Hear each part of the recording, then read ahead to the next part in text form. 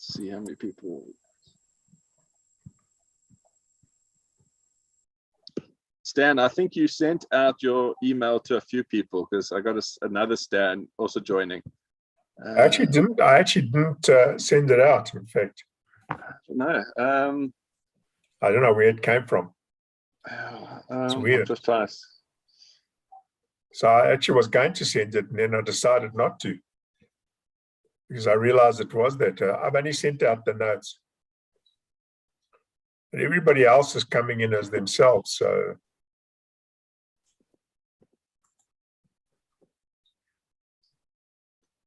Yes. Sorry, Stan, Max Stain here. When did you send the notes out? About 11:45. Okay, thank you.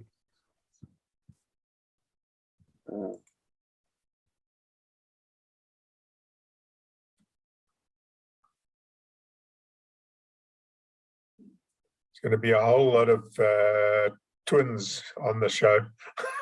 I'm sick. Yes.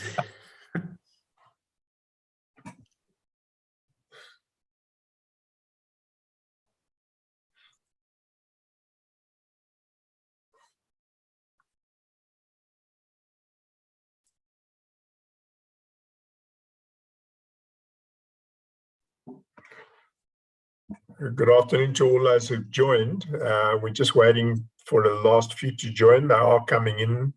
We just opened. So just give us a few minutes and we'll make a start. Everybody standing by. If you do see multiple names of Stan Clef, I'm the handsome one. Danny, you muted. I may not be the pretty one, but I'm the handsome one. Are you trying to say you're the original? I'm the original. You know, I'm unique like everyone else.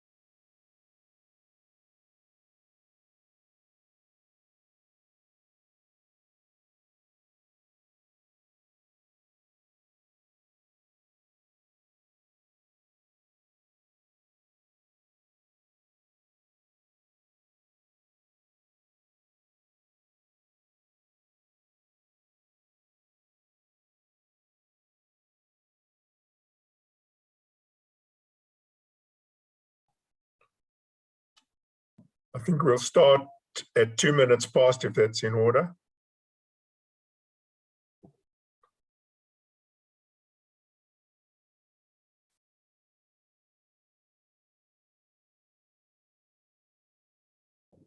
We're not even halfway up in terms of attendance yet, so we'll give it another, well, let's say 5 minutes past. You want to make it 5 past? Yeah, All right, just let's the numbers. Let's just wait a bit few low minutes in because terms of some are still coming in. Maybe they're stuck in the traffic or I don't know.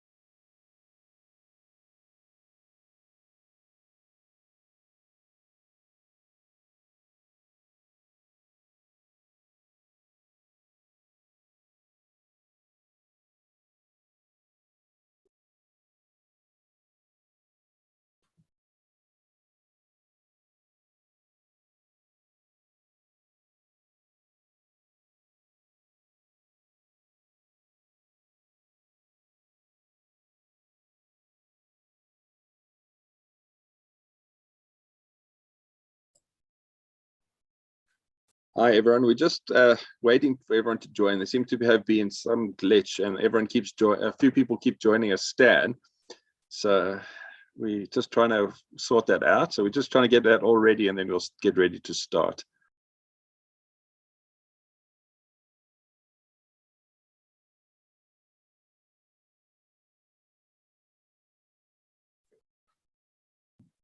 It appears that I'm a bit schizophrenic, so I don't know which one is the original one.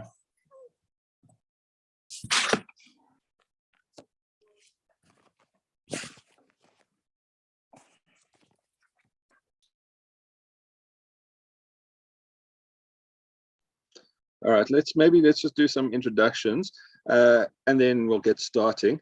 We're gonna, with discussion with Mania earlier, we will be doing questions throughout the presentation. So I will try interrupt him as the question is asked, and let him know to stop, and he answer as he goes through.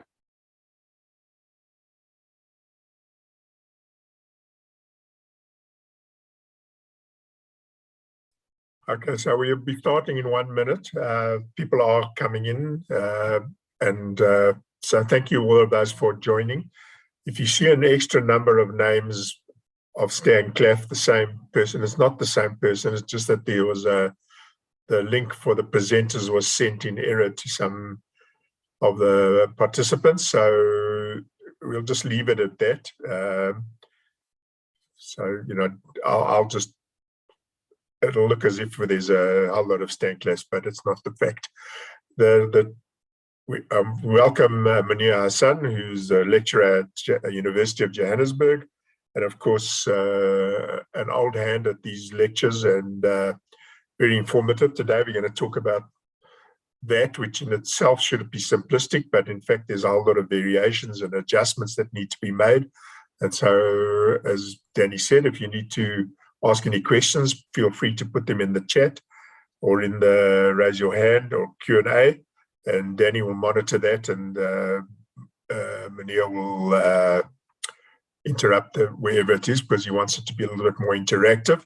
So once again, thank you for joining. Munir, it's 5 past. The floor is yours. Thank you, Stan. Thanks, Danny, and good afternoon to the audience as well. It's awesome to be back, you know, at the platform itself. I know Danny has been trying to get hold of me and track me down, I think, since Jan, and finally I got tired of actually saying no. So eventually here we are, and yeah, I decided to look at VAT adjustments, which in itself is not the easiest task. So I think VAT itself, like Stan in the introduction said, you know, VAT is quite complex. It seems simple when you first look at it. You think, you know, this is something very easy to deal with. But I think as you get into the dynamics of it, and particularly if you look at the legislation, it's quite complex in the way it has been drafted itself. So it's not an easy piece of legislation to read. So I'm going to share my slides from my side, and we'll basically then pick up the lecture from the beginning. Okay, so welcome to those who don't know me. My name is Munir. I'm a senior lecturer at the University of Johannesburg. I lecture on the CTA program. And just in terms of my background and qualifications, so I've done my bulk of my studies through UNISA, but towards the back end now, I've actually done my master's at UJ, and I'm currently registered for my PhD. And funny enough, my PhD is in VAT. So it's about the simplification of the VAT Act and introducing a simplified framework. What I found in working and even lecturing on VAT directly from the legislation is that it becomes particularly hard and difficult to do so, because the VAT Act is scattered, to say the least about it. The provisions are just all over the show, and when one tries to navigate and actually unpack and determine what is the implications, for example, on one transaction, you find yourself working through 7, 8 provisions in the VAT Act, and it's all over the show. And if you don't have you haven't worked in the VAT in the Act itself, it becomes particularly difficult to find the sections itself. So yeah, one day when I've got more time, I'll basically circle back and maybe come talk to you about my PhD and you know how that's going. But my work experience, I've done articles at PwC. I worked for SARS, the South African Revenue Service. That was still back in the good old days. When Pravin Gordon was still, SARS commissioner, so SARS was still a world-class collector then. I actually was hired by Edward Kiswetter in the last business center back in the day when I got appointed at SARS, and he signed my appointment letter. So I worked directly for him, and all I can say about him is that he's it's the right guy to have there, you know, in terms of his values, his ethics. And even you can see what he's doing currently in SARS. He's pushing it in the right direction.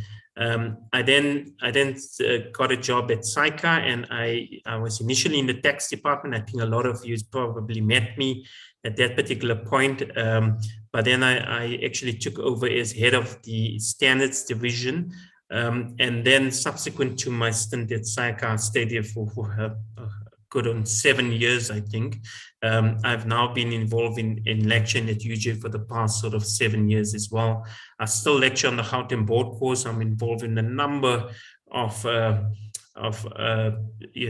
committees as well. I sit on the SAICA National Tax Committee. I sit on the Site Education Committee as well. I'm on the pension fund of the UG Pension Fund. I sit as a member of the pension fund.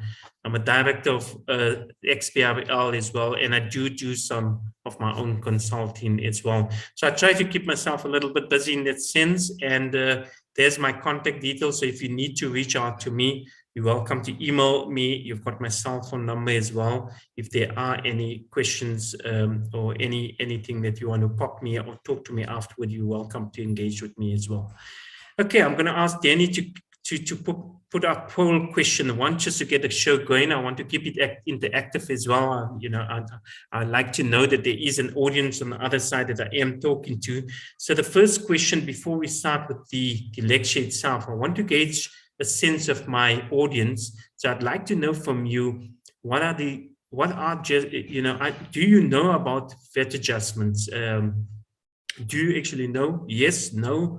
Or do you have some idea of what is VAT adjustment? Because the bulk of the lecture itself is we're going to navigate into VAT adjustments. So I'd like Danny to put up that poll, and let's see how the responses to the question goes. So it's poll number one. I know what VAT adjustments are, and there you go, it's coming up. So the poll is open, and the answers is either affirm yes, no, I don't know what you're talking about, Munir, or I have somewhat an idea of what you're talking about. So I think the voting is open, and you can start voting at the moment. So Danny, you'll let me know when the votes have come in, and then we can shine and just have a look at the answers that has come in from the audience. We can have a look and unpack that.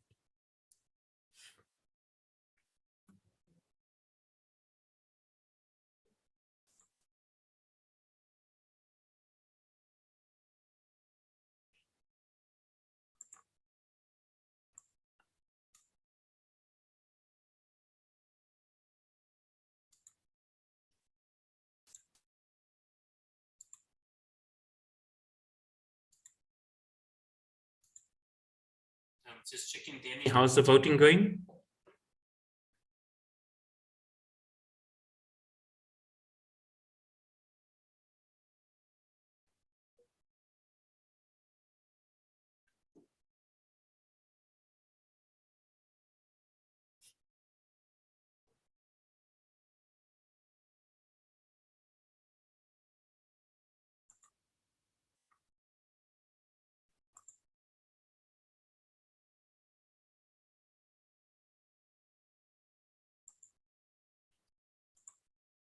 I'm not sure if Danny is still there. Yeah, sorry, I was on a phone call. Someone was struggling to get in. I've got majority of answered. I'm going to end the poll now. Thank you.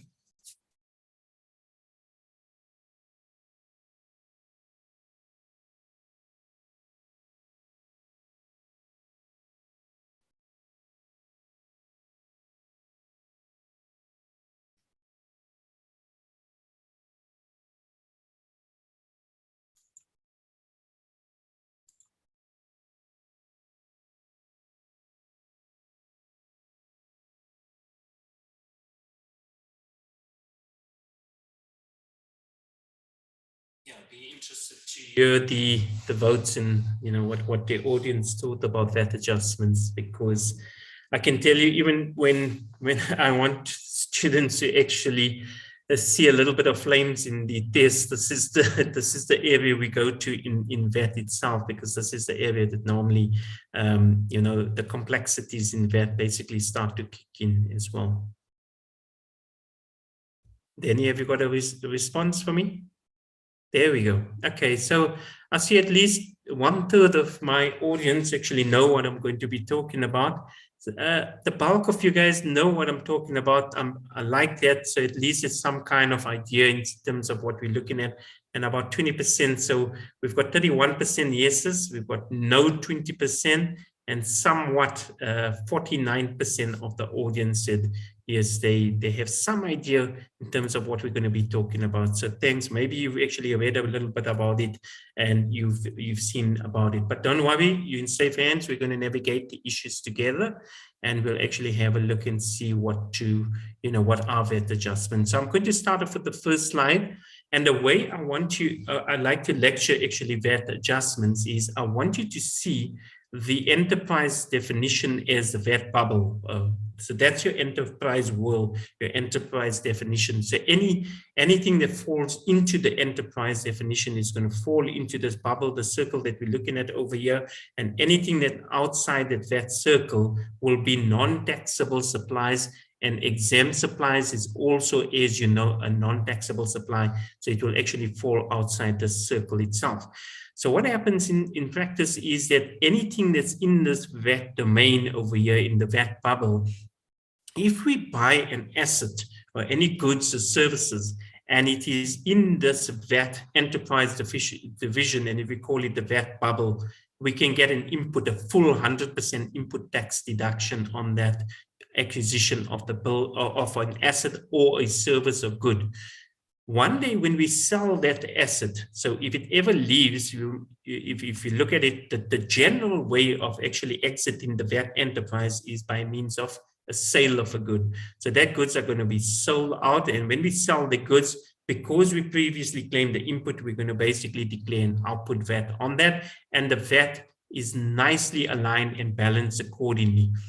Now, where the VAT adjustments are going to come in is, one is if you do something other than sell the good and you are still leaving this VAT enterprise division. So you're leaving the VAT bubble itself and you're going to actually exit, let's call it exit the VAT bubble, other than do a normal sale of a good. And an example could be a donation of a good. So you don't, instead of selling the good, you decide to donate the good. So in that case, we get this concept of VAT adjustments that's going to come to you. You're going to have to actually have what we call a VAT output tax adjustment. Now, again, if you buy something and it squarely falls in the VAT enterprise, you can claim a full input.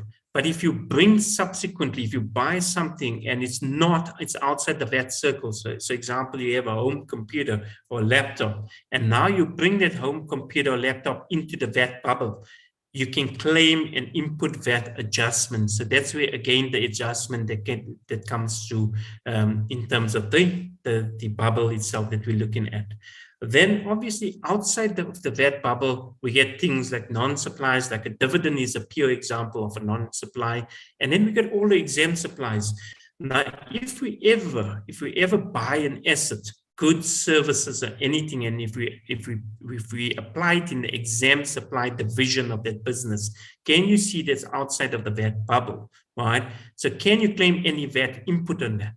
The answer is simply no, because you're using that asset or the goods and you're applying it in an exempt division, where ultimately one day, if you ever sell those goods as well, out of that exempt supply division, there will never be an output tax implication. So you can see quite simply what's the policy intention of SARS here is that when it comes to exempt supplies, there will never be a VAT connotation, no ever input and no ever output.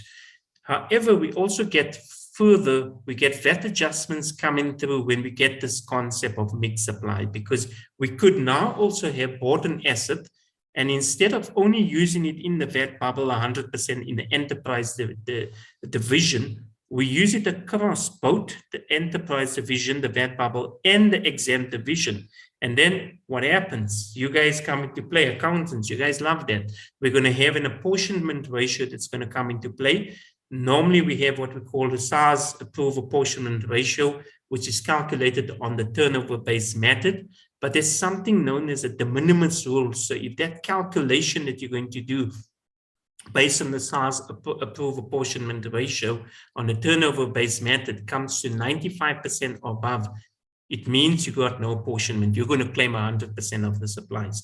But if we have, for example, a 60% apportionment, it simply means you can only get 60% of your input because 40% is used for exempt supplies. So in that case, we got a concept of mixed supplies that comes into play as well. And we're going to have to unpack that together. We're going to work together. We're going to show you some examples in terms of this mixed supplies and how it basically all comes together and how to deal with it from a VAT adjustment point of view.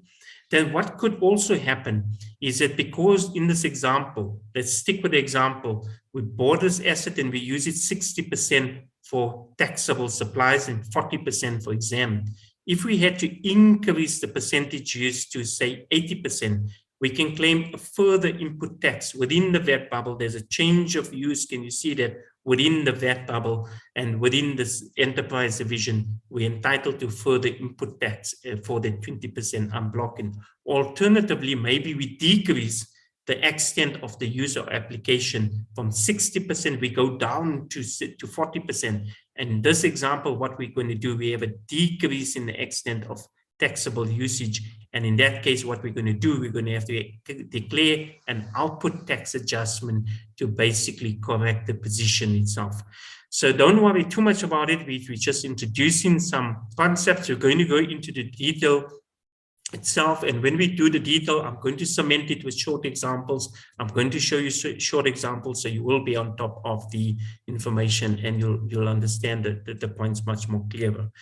So let's have a look at the exempt suppliers now. Let's fill that picture and let's just have a look big picture. What is this exempt supplies that we're basically talking about outside the VAT circle? What are exempt supplies? So your typical exempt supplies that you basically get, again, I just want to drive and show you the policy thinking again written into the design and structure of the VAT Act itself. The examples, the common examples you're going to see, there's a whole list of them, but I'm just going to mention a few of them, is financial services, the letting of residential accommodation, educational services provided by the institutes like the universities, the schooling systems itself. So not private tuition like the kind that Danny and CPD courses are offering over here. We are talking about formal education that's offered to a state institute itself. And then obviously the transportation of passengers by goods and their goods or either by road or rail is also an exempt supply. So if we look at the exempt supplies, and I just want you to think a little bit about it, is that why do you think that we actually have these exempt supplies coming through, and try and think about the nature. So think about financial services, the letting of residential accommodation, education services, transport accommodation. We're talking about certain, if you just think about what are we trying to exempt from the system itself, it's basically items that you generally would find in the constitutional rights of a human being in South Africa. So if you go to the constitution, you're going to see that every person shall have a right to housing, to education, to transportation, to lend money freely. So can you see from a policy point of view, government is almost saying, hang on, this kind of stuff that we are talking about over here, we should actually be providing transportation. We should be providing housing. We should be providing education. Remember, what was it, 3-4 years ago, before COVID now, the students went on the rampage and they said, we need rights to access to free education at university level. And they fought for those rights. And they said, hang on, in the constitutional, it says that we should have free education. And that's when we got this whole concept of the, university-funded education, and a lot of the funding coming through at the lower level, or the first and the second and the third year at universities as well. So we can see from a policy point of view that SARS is basically saying, when it comes to exam supplies, and the reason that we're putting it out of the VAT circle or the VAT enterprise, it's got nothing to do with VAT. There must never be an input or an output connotation to an exam supply. The reason from a policy point of view is that these are your constitutional rights. These are things that are enshrined in the Constitution and are items that, in fact, the government should be providing. So now if we circle back and you think about the one element that you don't find here, and the one that always puzzled me is obviously the private medical cover. And it is for this reason, and by the way, private medical cover will be written into, so your payments made to Discovery Medical Aid on a monthly basis, that's got no VAT implication as well. The reason is they read that into the definition of a financial service as well. But that one should have been listed as well here somewhere. You would have wanted it to be listed separately. And it is for this reason that we see that government issued, it's all gone very quiet, because I think COVID, disrupted just everything. Even in the tech space, everything has been put on ice and on the back burner. So if we think about that whole policy paper about the NHI, the National Health Insurance, that came about probably 4 or 5 years pre-COVID now, it's all gone very quiet. In fact, this year I analyzed the budget and there was not a single mention, interesting enough, in the budget this year about NHI itself, or whether they're going to actually look at that. My personal view is that they've got bigger issues to deal with at the moment. But again, it comes back to this point that ultimately one day when I think government takes back the space, and that's what they were trying to say about the NHI, is that like the financial service, the letting of accommodation, schooling, transportation, and another one we should have got here is medical services. They supposed to have been, government supposed to have been providing this private medical, well, the medical cover. But because they can't do that, what has happened in South Africa, we know that, is that we've got predominantly private medical covers that have come and actually splayed in that space. And typically what they're trying to do with that NHI is to claim back that space itself. And that's a conversation. We'll see how that's going to unbend. Okay, so that's just an introduction to adjustments. The adjustments we're going to cover in this lecture, a couple of them. The first one we're going to deal with is an easy one, is bad debts, and it's something quite practical, and I think you guys probably see it quite often in your practices.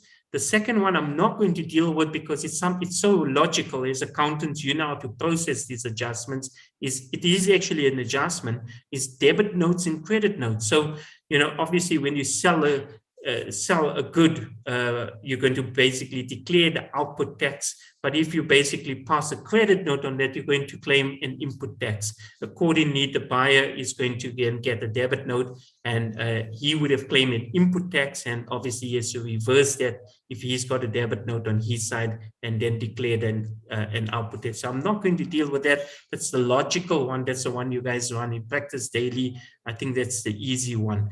We're going to deal with bad debts. We're also going to deal, and we're going to talk about this point. What happens if I have a mixed use asset before a supply is made? So when we basically have an asset which was used for part of, and we only got a part of an input, what is going to happen? I now sell that asset, and how I'm going to fix these adjustments up. And I'm going to show you what happens and how this gets fixed up through a section called Section 16.3H of the VAT Act, which is going to basically come into play, and we're going to analyze a short example to make sense of it. Then we're going to look at the change of use adjustments, the ones that I sort of already alluded to in the lecture when we looked at the bubble, when we increase our taxable usage, decrease it, when we leave in the VAT bubble or we're coming into the VAT bubble. Those are change of use adjustments, and we're going to break it up for you quite nicely so that you can understand the different change of use adjustments. Then we're going to look at the big one, which is the sale of a going concern. I'm not going to go into the detail about the requirements that must be met for a going concern. I'm more interested in the actual adjustment that you need to actually process. So we're going to look at section 18 capital A specifically, but our starting point is not, again, the VAT Act is so, it's written in such a fashion, one would think that one goes straight to section 18 cap A, but in this case as well, you don't do so, you actually start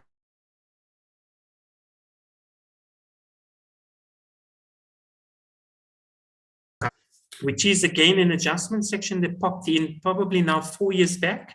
So I'm going to uncover, because we had some changes. Remember when it first came into being, they were testing it a little bit. And as time went past, they basically re-looked at it, and they've also looked at how to enhance the legislation and make it a bit more clearer. So I'm going to run a number of examples for you, and I'm going to show you how that works. And then I'm going to deal with the brand new section 18 capital D that has come into play now 1 April 2022. So this is a brand new section, and a lot of you will probably remember the old section 18 capital B. It used to give temporary relief for residential accommodation. We've got a new section that's going to deal with temporary letting of residential accommodation, and we'll cover those. So what we'll do is we'll do bare debts, we'll do the mixed use before supply is made, we'll do the change of use. And I think when we get to this particular juncture, maybe we must take a 10-minute break, because it will be a bit much to take in all in one. At this particular juncture, we can then take a break, and then we'll pick it up in the last part. Look at the sale of a going concern, lease improvements, and temporary letting. Okay, so that's your agenda for today. We're going to start off with the implication of adjustments. Ultimately, if you take nothing from today's lecture, what you should take from today is that the implication of a VAT adjustment is that it will result in either an output or an input tax adjustment. So think about it logically. That is all about input or output. There's only two possible tax implications when it comes to VAT. It's actually quite simple. You can simplify it in your mind. It's either about, even in your normal day-to-day business, it's either about claiming an input or declaring that output. That's what VAT comes down to.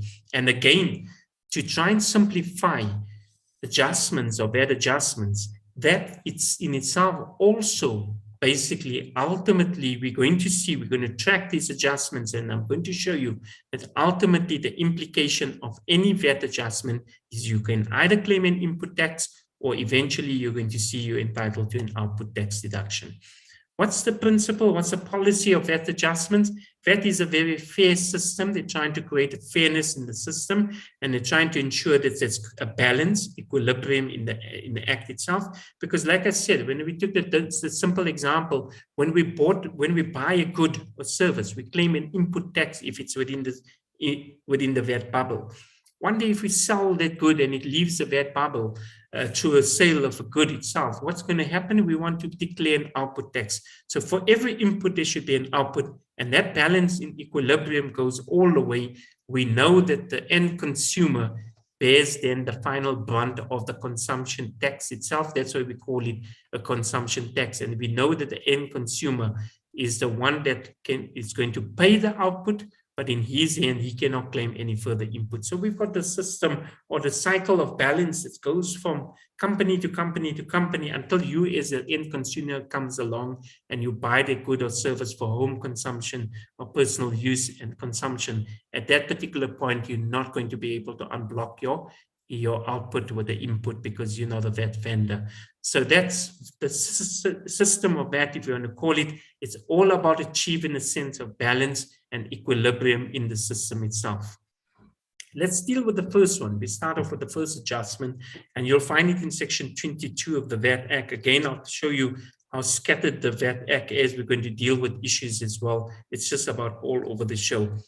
So with bad debts, let's go to the transaction, and let's start number one with the transaction at the outset itself. When you sold goods and services on credit, remember that's going to basically trigger immediately an output tax that you're going to basically levy, and you're going to charge, and you're going to pay that output over to SARS. However, if you write off a bad debt, now remember, for income tax purposes, you can claim a section 11I deduction if you meet the scope of section to cross the VAT part. Okay, so if we now think about the bad debt that we've written off for VAT purposes, what is it going to do? For VAT purposes, what we're going to do, we're going to be entitled to an input tax adjustment. In fairness, because we previously declared an output tax on amount that was sold on credit. Remember, listen to my words I'm using, because we sold that amount of the goods on credit. Now what happens is that we fail to get payment for the goods or services. What's going to happen, and we write that outstanding debt that's due to me off as a bad debt. That bad debt write-down is going to be, it's going to give you the opportunity to unblock that under Section 22 as a Section 22 input tax adjustment. So you're going to take the amount written off and you're going to apply the 15 divided by 115. So you'll take the amount, obviously the portion of the expense that or the payment that is going to be written off inclusive of that, and you'll apply the tax fraction to that portion to unblock and reverse that previous output tax. Now, what could happen in practice is that subsequent to having written off the bad debt, life happens is that you're still continuing to try and recover something, and eventually you recover a bit of the income again, or you get something back from that debtor. In this case, what you're going to have to do on any bad debt that is then previously written off, for which you got an input tax adjustment, and now you recover it, what you're going to then do is you're going to gain on the recovery, raise an output tax adjustment on that bad debts that are then recovered under Section 22, obviously, of the VAT Act accordingly. Then one big exclusion to take note of is that nothing that I've discussed on the slide will apply between a tightly held companies. So what we are talking about here is 100% a company that holds 100% in the subco, wholly owned subcos and companies and its subsidiaries.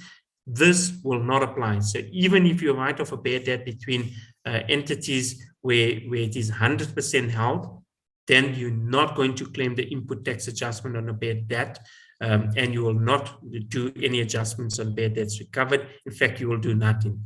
So it's very important to then take note of the exclusion, is that it does not apply. Nothing of what I've said on this slide is going to be applicable when we basically come to tightly held companies and its subsidiaries accordingly, and it must be 100% held. If it's anything less than that, we will trigger the adjustments accordingly that's going to come through.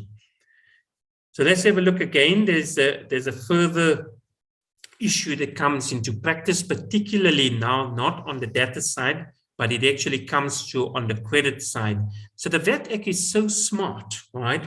What it does in Section 22 also, remember what we've just dealt with here on slide number 11, this was the implication in the hands of the debtor, right? Now what happens is, let's have a look at what's going to happen in the hands of the creditor, right? Sorry, this what we dealt with on slide number 11 is the implications in the creditor's hands. On slide number 12, we want to circle and look at what happens in the hands of the debtor, the guy that owes you the money. What is going to happen in his hands? Because remember, the seller wrote off the bad debt itself, and he's entitled to claim an input. He's the creditor. But what about you, the debtor, the guy that owed him the money? What's going to happen in your hands? So remember, you bought these goods and services initially on credit for me. Let's make me the creditor and you the debtor. And what you would have done is, when you bought the goods and service on credit, you would have been entitled to an input tax deduction, because you know how the VAT Act is built. It simply says earlier of invoice or payment. Nowhere in the VAT Act does it say you need to actually physically pay. The moment you have that invoice, that gives you the ability to claim that input tax, and you would have gone and claimed that input tax. Now watch how smart the VAT Act in Section 22 is written, and how clever SARS is. Any debts that are not paid within 12 months after the claiming of that input, the debtor is required to reverse that input and raise an output tax adjustment. So what SARS is smartly saying is, they're saying, hang on guys, you know what? It looks like if you have not paid your debt as a debtor, you have not paid me, within 12 months from the date that I sold it to you, 12 months have passed and you have not sold it, you have not paid me as yet on that account itself. it looks like you can't pay. It looks like, and it honestly looks like you're never going to be able to pay. So the VAT Act is almost it's assuming that you're in financial difficulty already and that you're not going to be able to make the payment, because why would you not pay me, and why would I not come 12 months later and ask you for my payment and try and get the money? So what it does quite smartly, it says that if you have not paid, and I think this is something that you guys probably overlook in practice, when you're auditing as well, please look at this, because if you're dealing with the data that's sitting on that book, and you're dealing with creditors on the book itself, watch out for that, because any creditor sitting on your balance sheet which has not been paid 12 months after it has been sold, after the goods were sold, there's a requirement in the VAT Act that says in month number 12, you as a data company will have to go and declare and reverse that input by declaring an output tax adjustment accordingly. And obviously, if something has to happen again, if subsequently you do then repay the debt, then you can claim your input tax adjustment or your input tax accordingly. And again, very importantly, we see that exclusion coming through, which says that it will not apply between tightly held company and its subsidiary. So between 100% held company and its subco, we will not apply anything that I've actually explained to you on the slide number 12 again.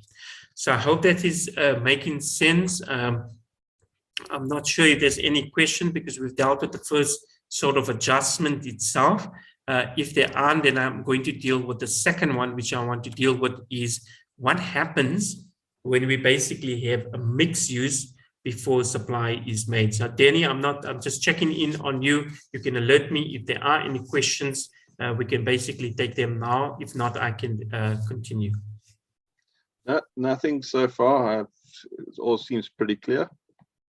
Okay, thanks. So obviously I must be explaining it in very well, Danny. So let's then deal with the mixed use supply. We're going to get a little bit more tricky now. We're going to see that things are going to heat up as the lecture goes on. So now we're going to deal with a mixed use asset before supply is made. Now here's the thing, open comment, and please write this down, is that when we do apportionment, when you apply that SARS approved apportionment ratio, that apportionment belongs to input. It never ever belongs to output tax. That is an important rule I want you to remember. There are, however, with life and with taxes, there's always an exception, and there's only two exceptions, and write it down. The only time you're going to apply the apportionment ratio to output tax, guys, this is powerful, write this down because it's difficult to pick it up in the legislation. The two types that you're going to actually apply apportionment to output tax is on fringe benefits and indemnity payments. Think about the logics as well. Why does SARS make you apply fringe benefits and indemnity payment? Why do they make you apply a apportionment ratio to those two output tax adjustments? The reason for that is quite simple. You will tell me that in your practice, you'll see that the most common transactions in VAT in terms of output tax is indemnity payments and is fringe benefits. So you can see that the only two exceptions when we're going to apply apportionment to output tax is on indemnity payments and fringe benefits. Other than that, apportionment belongs to input, never to output. Danny, I see you live. Yeah, the three questions have just popped up, so probably people were typing in the meantime. Can you see them, or do you want me to read them out to you? I can see them. Yes, I can. So I'll take them. Herbert is asking intercompany accounts between companies owned by the same person. So when we look at intercompany accounts, we're looking at a holding company scenario and 100% interest in a subco. That's if we have intercompany accounts between those transactions, then if I circle back, we are not going to process any of the adjustments in slide number 11 and 12 that are basically they're talking about. So it is not a scenario where you have a connected persons. No, it's not going to deal with, for example, if you have one person owning an interest in one company and also owning an interest in another company. You need 100% company and its subsidiary.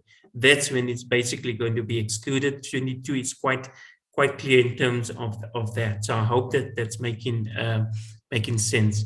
Then IOB is asking, do the income tax regulations apply to claiming VAT on bad debts?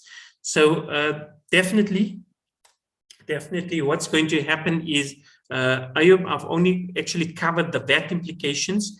You can still, from an income tax point of view, remember what you're going to be able to claim is a section 11I if you write off a bad debt as bad. But remember, you're going to have to first deal with the VAT, right?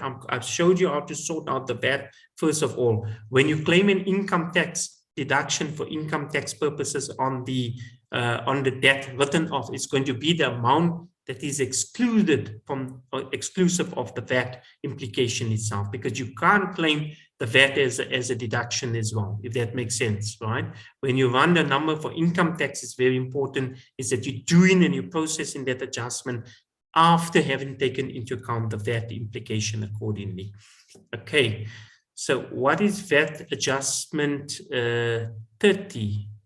Oh, I'm not sure if Patrick, maybe it's there's a mistype on 30. I'm not sure what the 30 is referring to. Can you maybe point me a little bit in the right direction? You can either come on live, or otherwise you can type it for me. I can have a look at that question as well. And then I think I've got one question as well, is that how is VAT calculated on irrecoverable debts? So I guess, Patrick, that's what we're basically saying, is that if we are basically dealing with irrecoverable debt, what we're going to do is that initially we would have declared an output tax levy, and when the debt is irrecoverable, written off, that's, I think it's the same language we are using here, it's bad debt, it's an irrecoverable debt, that's when you're going to process this input tax adjustment accordingly. And in the hands of the debtor, he would have initially claimed an input tax deduction. What's now going to happen is that if he doesn't pay within 12 months, he's going to basically have to reverse that by paying over an output tax adjustment to SARS accordingly. Okay, I'm just trying to see if there's other questions. So those were the two questions from Patrick. Okay, we cleared the questions. Thanks. Please keep the questions coming. Then I know you're also still awake as well on the other side. Okay, so we're going to step off the section 22. We're going to now look at section 16.3H. What happens and what is this adjustment that we're going to do when we have a mixed use before a supply is made? So let's have a look. If we basically have mixed supplies, we said what is going to happen with the mixed supply scenario is that if I get an asset and I use it across both outside the bubble as well as in the VAT enterprise division, we said we're going to claim a portion of the input tax only.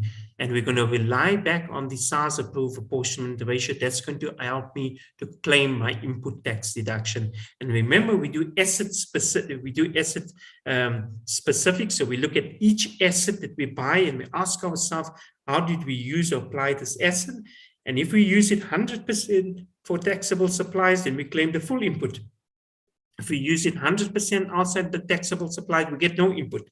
And if we use it across two divisions, input and between the taxable supply and exempt supply, we're going to claim a portion of the input, and we're going to rely back on the SARS approved apportionment ratio to get our input tax. Now, what happens? Let's assume we got this asset. We bought this asset.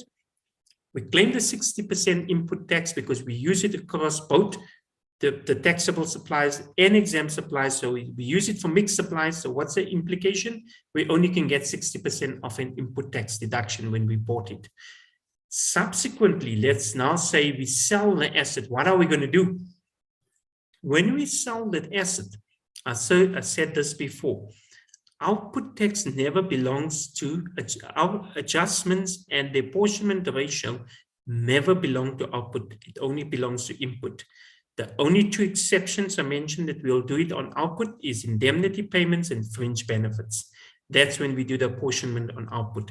So if we take a normal good like the one that we're dealing with, when I sell that good out of the business, I'm compelled in the VAT Act to charge and levy output on the full transaction on 100% on the sale itself, 15% on 100% on the selling price. But then you'll tell me, hang on, the balance is now out because I was only entitled to 60% input when I bought this good. But when I sell this good, I have to declare VAT on 100%, on 15% on 100% of the sale. Shouldn't I have only declared VAT on 60% of the sale? The reason for that is that the VAT Act says you cannot apply apportionment to output. When you sell, you're going to declare VAT on 100% of the sale. However, what we're going to see is coming to your rescue is we get the section 16.3H input adjustment. That is going to come through and it's going to unblock that further 40% that you previously were not entitled to as an adjustment and to help you and bring back your input tax to 100%. So we're going to run an example also, and we'll see what we are trying to achieve over here. So what is the adjustment? Remember, when I sell, I'm going to declare output on 100% on the sale price. And remember, we're dealing with an asset that was used for mixed use before the supply is made, which means we only got a portion of the input. So obviously what we're going to now do when we sell, we're going to declare 100% on the sale, but because there's a mismatch here in our calculation, we got to unblock, and what SARS will give us is they'll give us the ability to unblock a section 16.3H input adjustment, a further input when we actually make the sale. So let's have a look at how we're going to calculate. Let's look at the rules, and then we'll take you to an example to make sense of it. So we're going to claim an input, a further input tax adjustment for non-taxable or exempt supply application, i.e. we are talking now about the input that was not previously allowed. In our example that we're talking about, the 40%. Remember, we said we previously claimed 60% input, but we didn't claim a 40% input over there. So we can now unblock that and claim a 40% input. And the formula SARS has in 16.3H is we're going to take the tax fraction. We're going to times it by the lesser of costs inclusive of VAT. I know accountants, you guys, when y'all think of costs, you're thinking of cost X VAT, the number in the financial statement.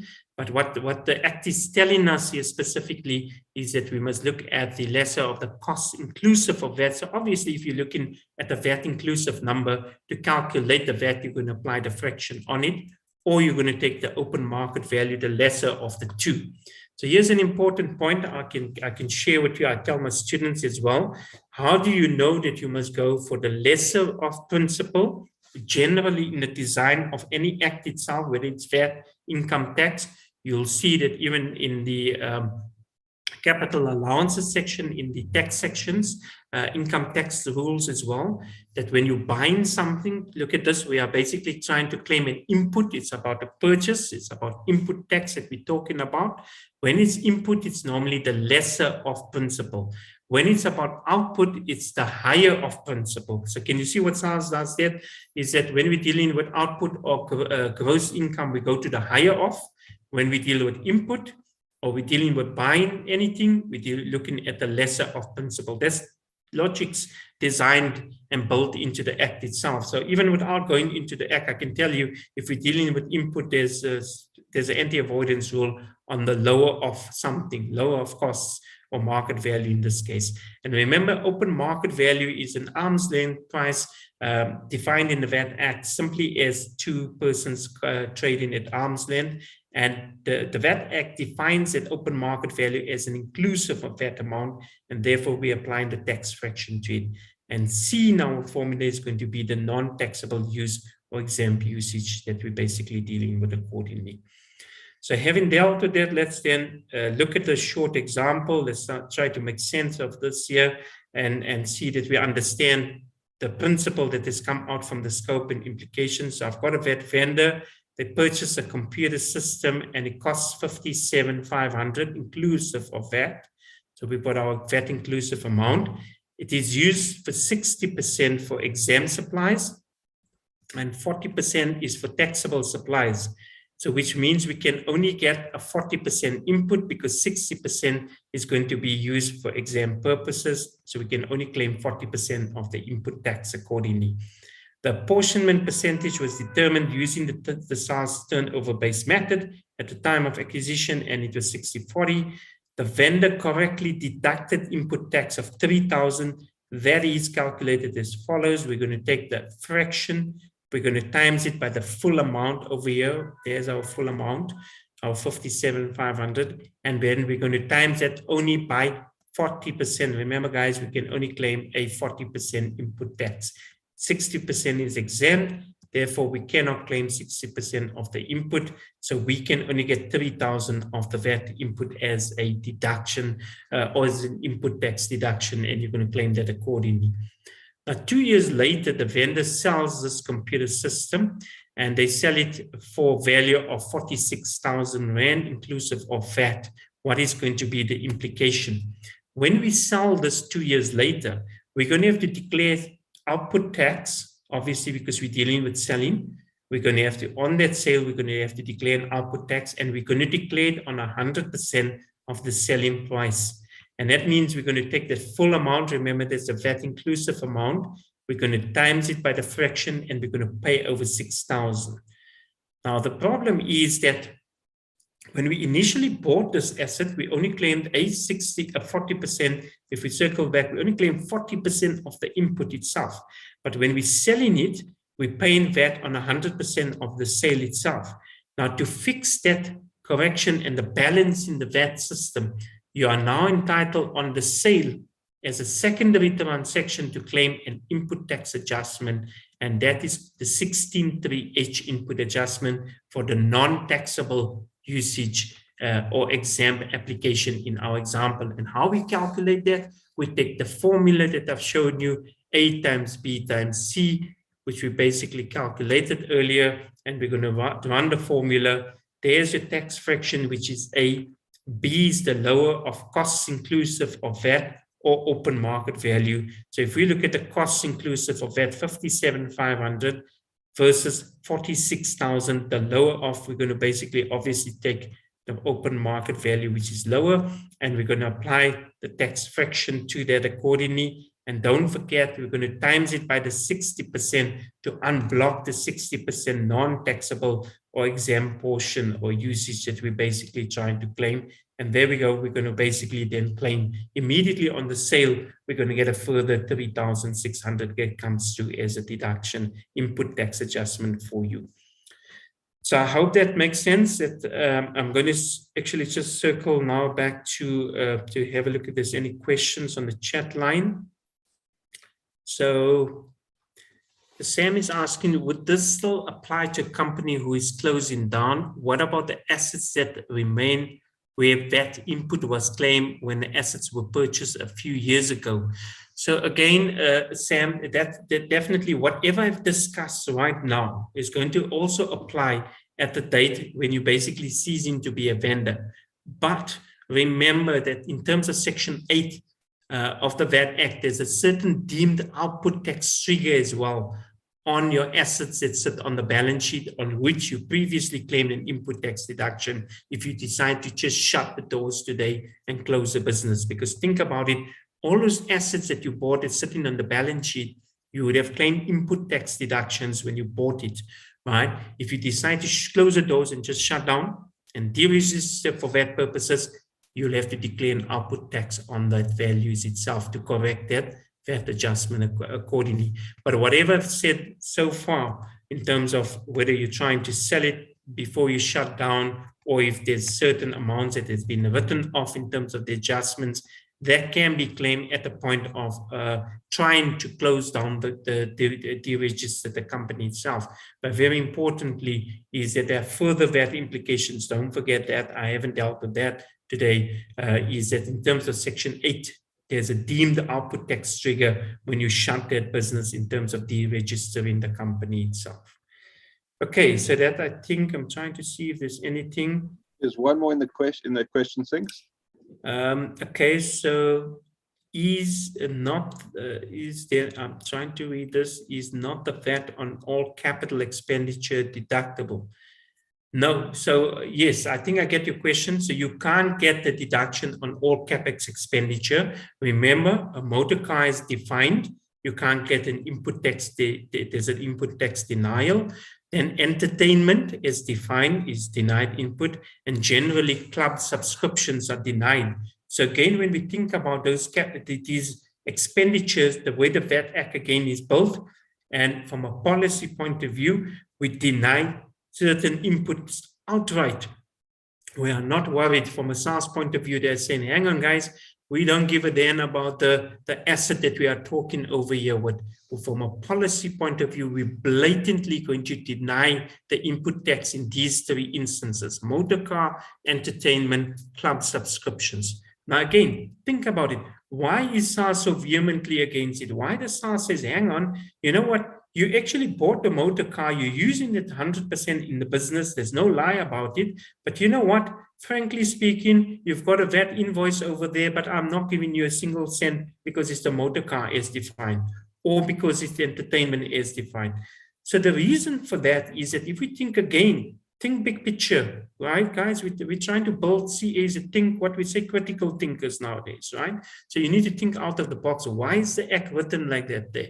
Don't just accept it, challenge the things itself. And when you challenge, you'll start making sense of things, and you'll see that eventually things actually make sense. Everything is done for a reason. Nothing is just done by rules. You think SARS just one day wrote the VAT Act and said, I think we should deny inputs and it should be motor cars and entertainment and clubs. No, there's a reason. There's a policy reason for that. So if you think about a motor car, entertainment, club subscription fees, these things, as auditors, you guys know that, swing both ways. They have a private element and a business element usage in it. And because SARS is saying, hang on, we as auditors from our side, as our SARS auditors, we don't have time to sit and try and fight with the taxpayer and fight and determine whether you use that car for business and when on the weekends you're using it for private, and how to even do the apportionment, because it's so difficult to determine the balance between, or the usage between business and private element. We're going to blatantly just deny it from a VAT point of view. So think about it. On the week, you basically flash out that credit card of the company, and you take your clients out for a lunch. Back in the days when we still pre-COVID and we were having lots of lunches, when you swipe the card in the week, you are doing it because it's business expenditure. But on the weekend, you take the whole family out for a birthday party, and you say, hang on, why must I actually pay through my private? I'll use the company credit card, and then I can claim the VAT input. No, it's not going to happen. Can you see what SARS is saying? So whether you're going to entertain in the week or whether you're going to entertain at the weekend, we can't tell the difference. So we just deny all the input itself. And the same thing with club subscriptions. When you're playing golf in the week, you're entertaining a client. But when you're playing golf on the weekend, you're playing with your buddies. You're not entertaining your clients over there. Again, they're saying because it's got this mixed use element, which is blatantly going to deny everything. We won't give you a deduction or allowance. So I hope that at least gave you a little bit of the policy thinking, and also, so generally anything else, you can claim an input. But again, just remember, provided you use that capital expenditure 100% for taxable supplies. If you use it for a portion, you can only claim a portion of the input. If you use that capital asset, like a computer in the financing division, you will get no of the input, because then you're using it 100% for non-taxable supplies. So to answer the question, I know it's a long about question, but I love these questions. They make me think as well. That is basically what's going to happen accordingly. Okay, I hope I've answered that question then. So I think I've sorted that question out accordingly. Okay, so we're going to step off that. We're going to deal with the third element before we take the break. We still got quite a lot to get to in terms of section 18. Then we'll break, and then we'll come back and deal with going concerns and adjustments as well. So let's have a look. We're now going to deal with change of use adjustments within the bubble or outside the bubble. So this is what we're dealing with. Here's the picture that we're all accustomed to that I showed you earlier. If we're going to basically take, and I told you, when we bought an asset, remember when we bought an asset and it was within the business enterprise itself, we got 100% input. If we leave that business by means of sale, we're going to pay 15% output tax. If that asset leaves other than through sale, there's going to be an output tax adjustment because SARS wants that input tax balance back. And alternatively, if we buy an asset and we use it 100% in input in the taxable division, we can claim the full input. If we use it partly, so for mixed supplies, we claim a portion of the input. But what happens if we go and we take something from home or from the exempt division and we move it in and we bring it into the enterprise division? We can unblock that with the 18.4 input adjustment. So there's an output adjustment if we leave the bubble. If we come into the bubble, we're basically going to claim an input tax adjustment. Can you see the balance? Quite nicely structured, and the VAT Act basically brings things quite nicely and aligns things together. When are we going to do these two adjustments, the output and the input, when we leave the bubble or come in? It's same as when you sell the goods or services on the day. On the day, we're going to do the adjustment itself. How do we calculate the adjustment? When we're going to do the output adjustment, so circle back, that's the one, 18.1. We're going to take the open market value and we're going to times it by 15 divided by 115. What about the input tax adjustment? How are we going to claim that? So if we circle back again, this is the input one that we're talking about. How are we going to deal with this here? We're going to basically calculate it in terms of the formula sitting in section 18.5, which is a long formula, tells you A times B times C times D, right? Simply what A is, it's again just the tax fraction. B is a lower of cost, including VAT, open market value.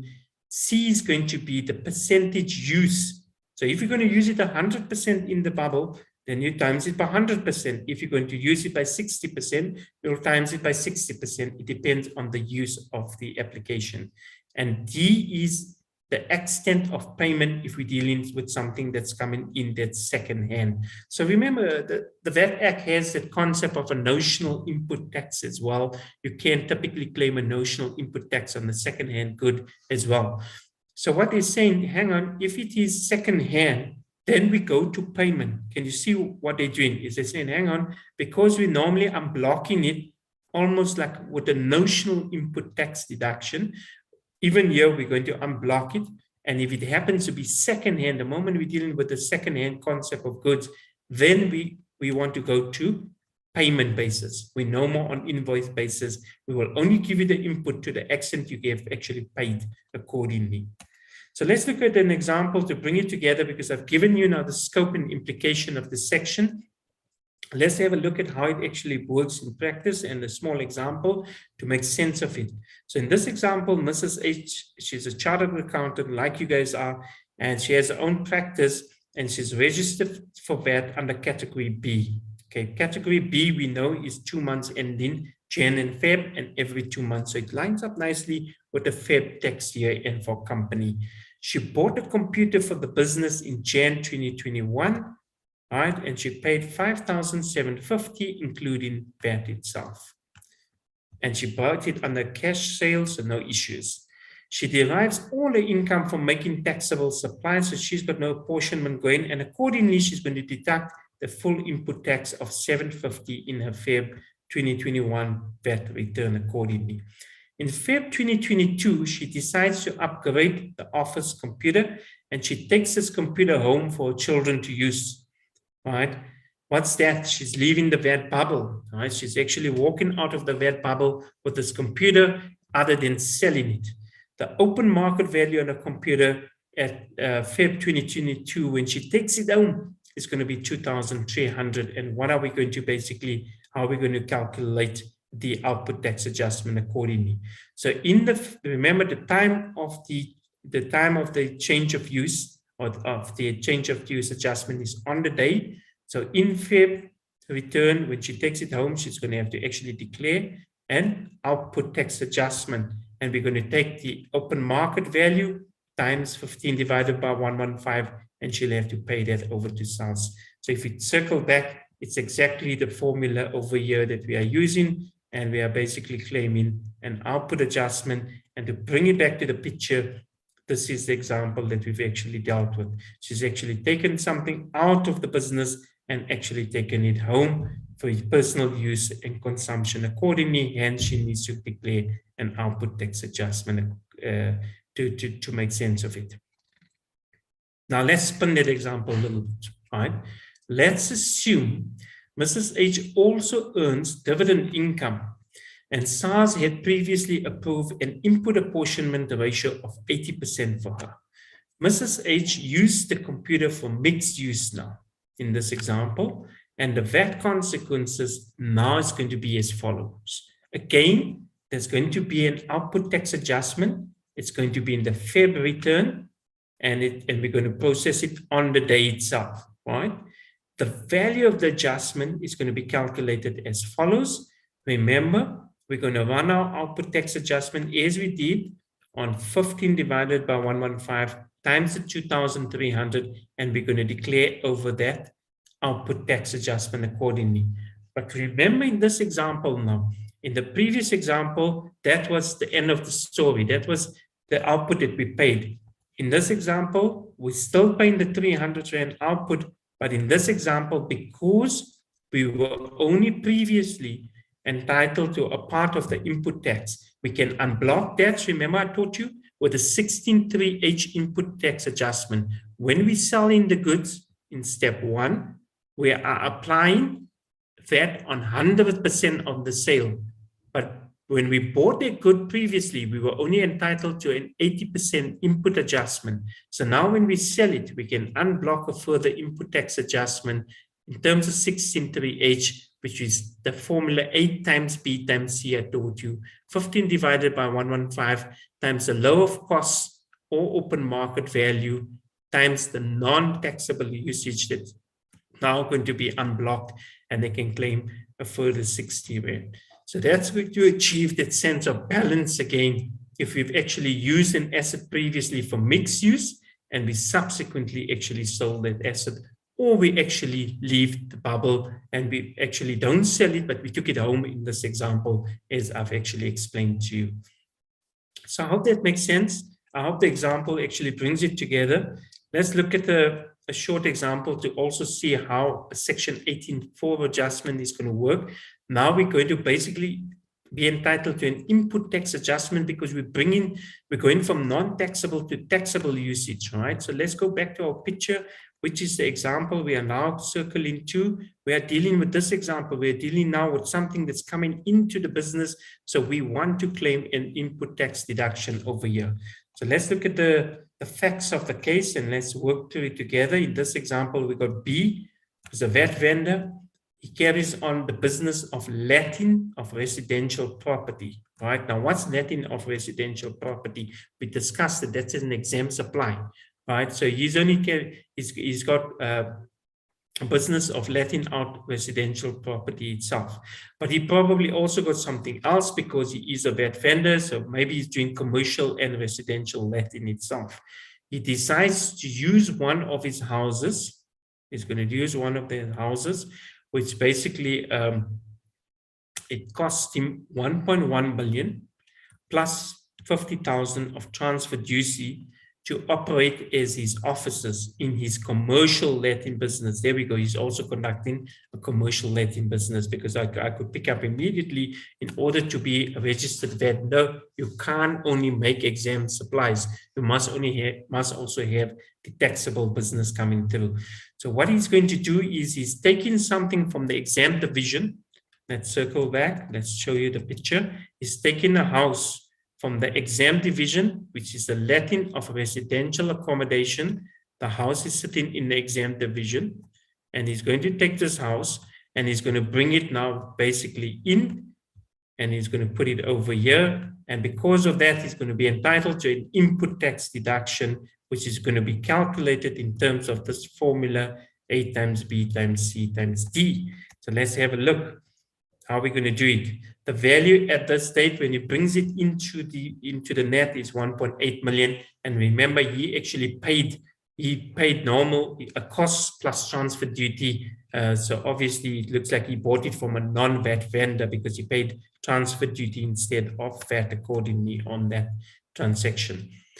So first again, time and value. When is the adjustment going to trigger? It's on the day itself when he basically brings it in, right? What's the value of the adjustment? It's going to be our formula, and it's going to be an input tax that we're going to claim. And our formula says apply the 15 divided by 115 to the lower of the costs, including VAT. Now, here's an important point.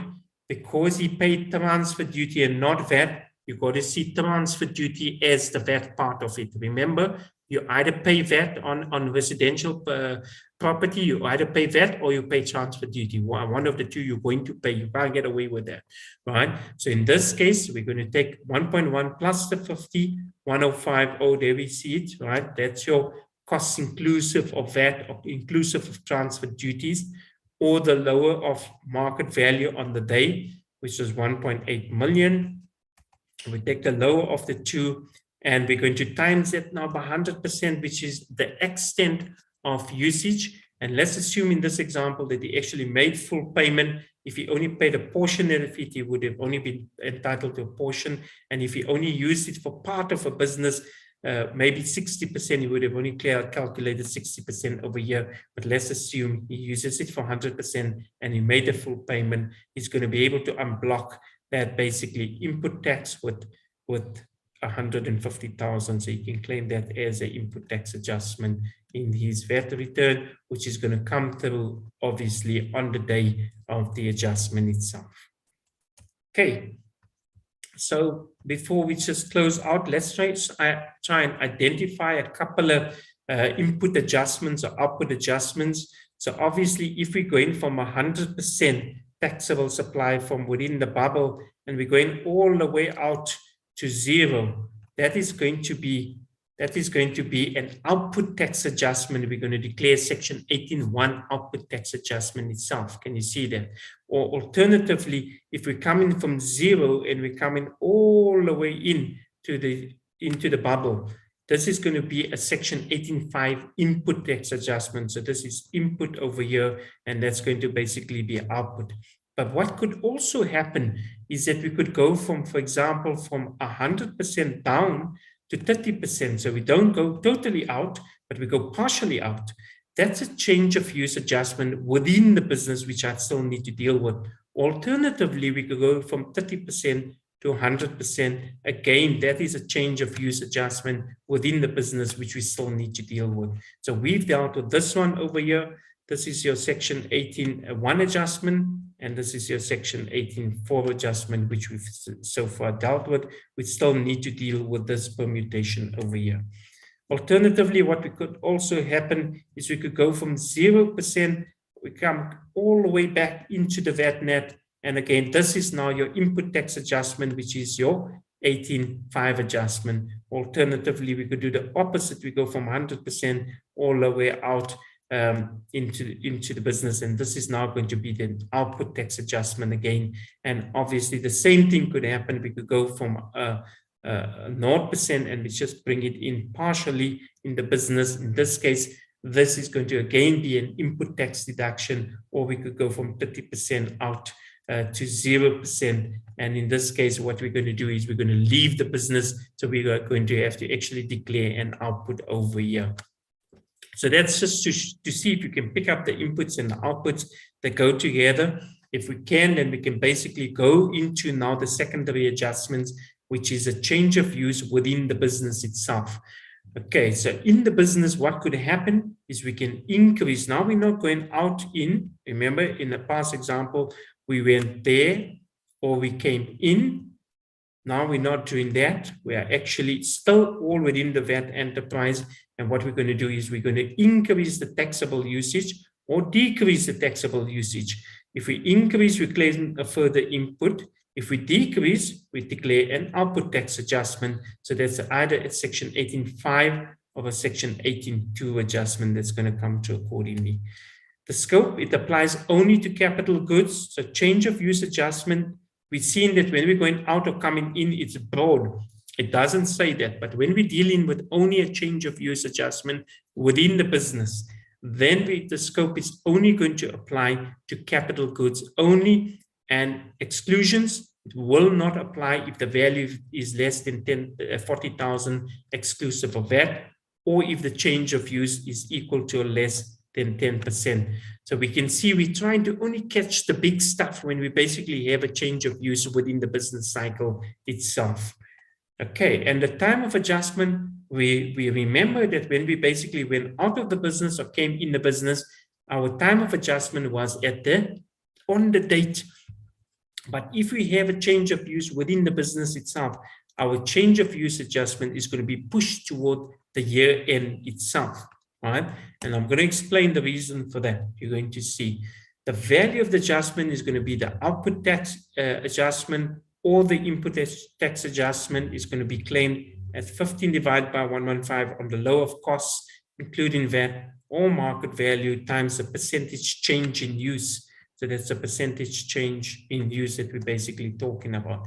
So the reason that we basically have this adjustment only coming to at the end of the financial year is quite simply because, remember, what this adjustment is about moving from your old apportionment ratio to a new SARS approved apportionment ratio. Now you can only do that, the new calculation, when you have end of the year, when you have the set of financials, when you as accountants have produced a set of financials. And therefore, until the end of the year, we can't do a re-established SARS approved apportionment ratio. So if my apportionment ratio was 60%, now when I redo the calculations going up to 80%, I'm going to actually have an increase in taxable usage, which means I can get a further input of 20%. Alternatively, if we decrease, I'm going to declare an output tax of 20% that is basically coming down accordingly. Okay, so now we understand why it basically takes place at year end. Let's try and identify a change of use adjustment within the business. So if we're going from 10% up to 30%, that's an increase in taxable usage. We're going to claim an input. If we're going from 30% down to 10%, that's a decrease. We're going to have to declare an output tax adjustment. Alternatively, if we're going from 30% to 100%, that's a further increase in usage. We can claim an input tax adjustment. So there's the identification of your change of use adjustments in this slide that's going to happen within the business environment itself. Okay, and then if we try to identify again here, where are my change of use adjustments within the business? Is going to go from 100 to 30. There's your change of use within the business. Or we can go from 30 to 100. We're going up, we're increasing. We can get an input tax deduction. If we go from 30 down to 10, we're going to basically have a decrease, which means we're going to declare an output again. So there's your three change of use adjustments we've identified within the business that can basically be triggered. Okay, that basically brings us to the sale of a going concern. And I'm happy to basically take a 10-minute break, maybe before we go into a sale of a going concern. It is now, I'm seeing 14:20, perhaps at 14:30. Danny, if you're happy with that, we can basically take a break for 10 minutes.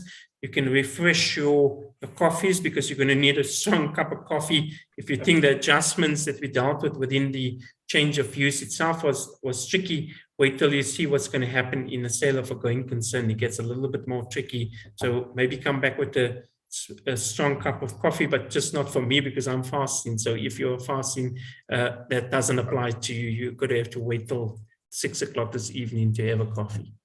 Danny, we'll take a 10-minute break and then I'll take an intermission and then we'll be back at exactly in 10 minutes time. So at 14:30 we restart. Thanks, Thank you. guys. Okay. Cool. Thank you.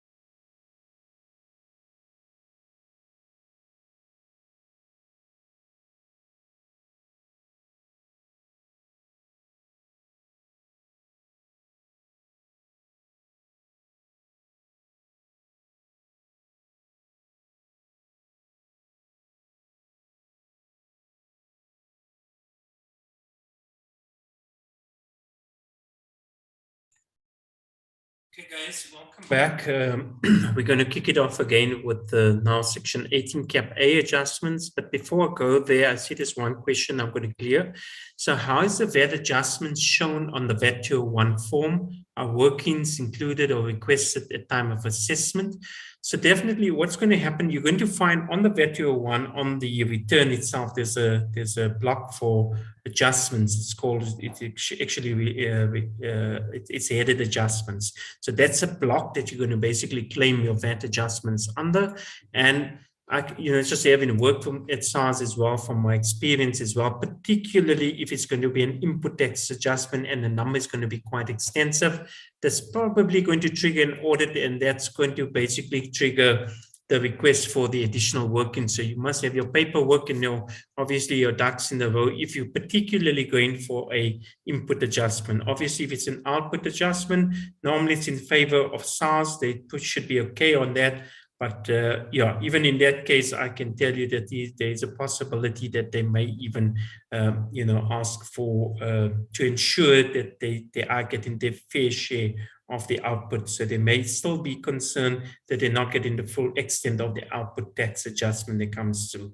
So generally, claiming the adjustment itself is almost like a soft trigger for an audit, because the moment you're going to put something in there, just with my working experience with SARS, I know that they know it's the area of risk itself. And the calculations that you can see, it's complex. They're not easy calculations that you're basically going through. So to get it wrong is actually quite easy. So normally it triggers an audit in that space. Okay, so I hope I've dealt with that question as well. We're going to now look at our efforts on the sale of a going concern. So basically, I'm not going to go through the detail, but you sort of know this, right? That before you can apply a sale of a going concern, the 0%, before you can apply the 0% on the sale of a going concern, you're going to make sure that the seller is a vendor, the purchaser is a vendor, the agreement is in writing, the enterprise is sold as a going, the big words, the income earning activity. You must sell the entire assets as an income earning activity. So it must be capable of being a going concern. We've got to tick all those boxes. And once you've ticked those boxes, there's also SARS interpretation note on this lengthy one that just deals with whether you can or cannot apply the zero rating to the sale itself. I'm not going to deal with that. That's not my issue. The issue here today is more about the adjustment, the possible adjustment that can happen in the hands of the purchaser. And I think in practice, we forget that. We think that once we sold this business, it's finished and clear, it's sorted. It's not sorted. There's a potential output tax adjustment in the hands of the buyer that we're going to see that can come through. And that's the important point that I want to stress for today's lecture itself. So let's have a look. When do we get this output adjustment coming? If the requirements are met, we know it's a sale of a going concern. We apply the 0%. Like I said, I'm not going to go to the detail itself. But what we need to then establish in terms of looking at that possible output tax adjustment, we need to break this transaction into three possible components. We need to analyze what has been sold from the seller's perspective. And like I told you, that is really scattered. It is all over the show. We are dealing with a Section 18A adjustment, and nowhere you'll see in 18A it even tells you all this. This comes to SARS interpretation note on the Section 18A itself. What we need to start, our starting point of inquiry to determine ultimately whether there's going to be an output adjustment in the hands of the buyer on a sale of a going concern. Our starting point of inquiry is from the seller's perspective. So we're going to turn our focus to the seller, and we're going to ask ourselves we're going to block it into three possible scenarios. The first is that 100% of the assets from the seller's point of view were used for taxable supplies. That's possibility number one. The second possibility is that the assets being sold by the seller were mainly applied, more than 50%, mainly. SARS's interpretation of mainly obviously is a normal accounting term, is more than 50% was used for taxable supplies. Alternatively, the assets being sold were mainly used for non-taxable, not taxable, non-taxable usage. Then we're going to see what's going to happen now, both in these three permutations from the seller as well as the buyer's implication. So let's start with the first possibility.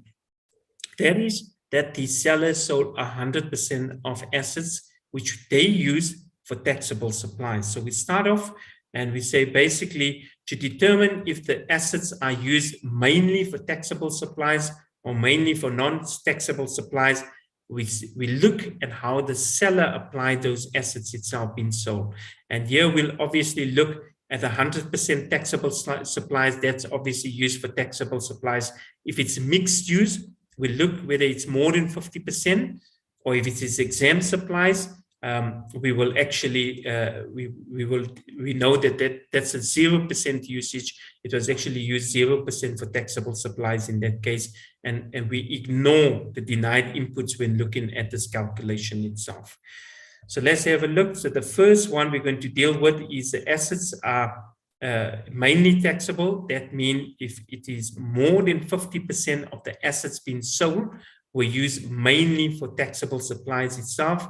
And if it is mainly non-taxable, it is going to mean that more than 50% of the assets sold are being used mainly for non-taxable supplies itself.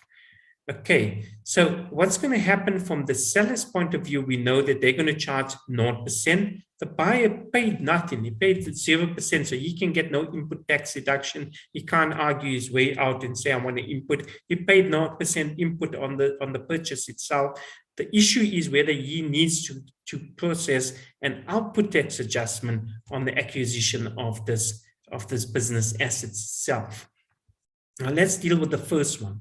The first possible permutation, I said that the seller used those assets 100% from taxable supplies, and now we're going to see what's going to happen in the buyer's hand. Right? If the seller used those assets 100% for taxable supplies, the seller is obviously going to declare 0% on the sale. The buyer itself, now I want you to see this, that those assets fell squarely in the enterprise definition, in the VAT circle, in the VAT bubble, right, on day one. Because remember, we went through how many permutations. We made sure that from the seller's point of view, that the buyer was registered, the seller was registered, and how many loops we had to jump to make sure that from the seller's point of view, before we could apply the 0% itself. Then those assets fell squarely on day one into this VAT bubble, into the enterprise division, right? Even though it's at 0%, remember it's in the taxable division, it's in the taxable supplies. 100% it fell here into your taxable supply itself.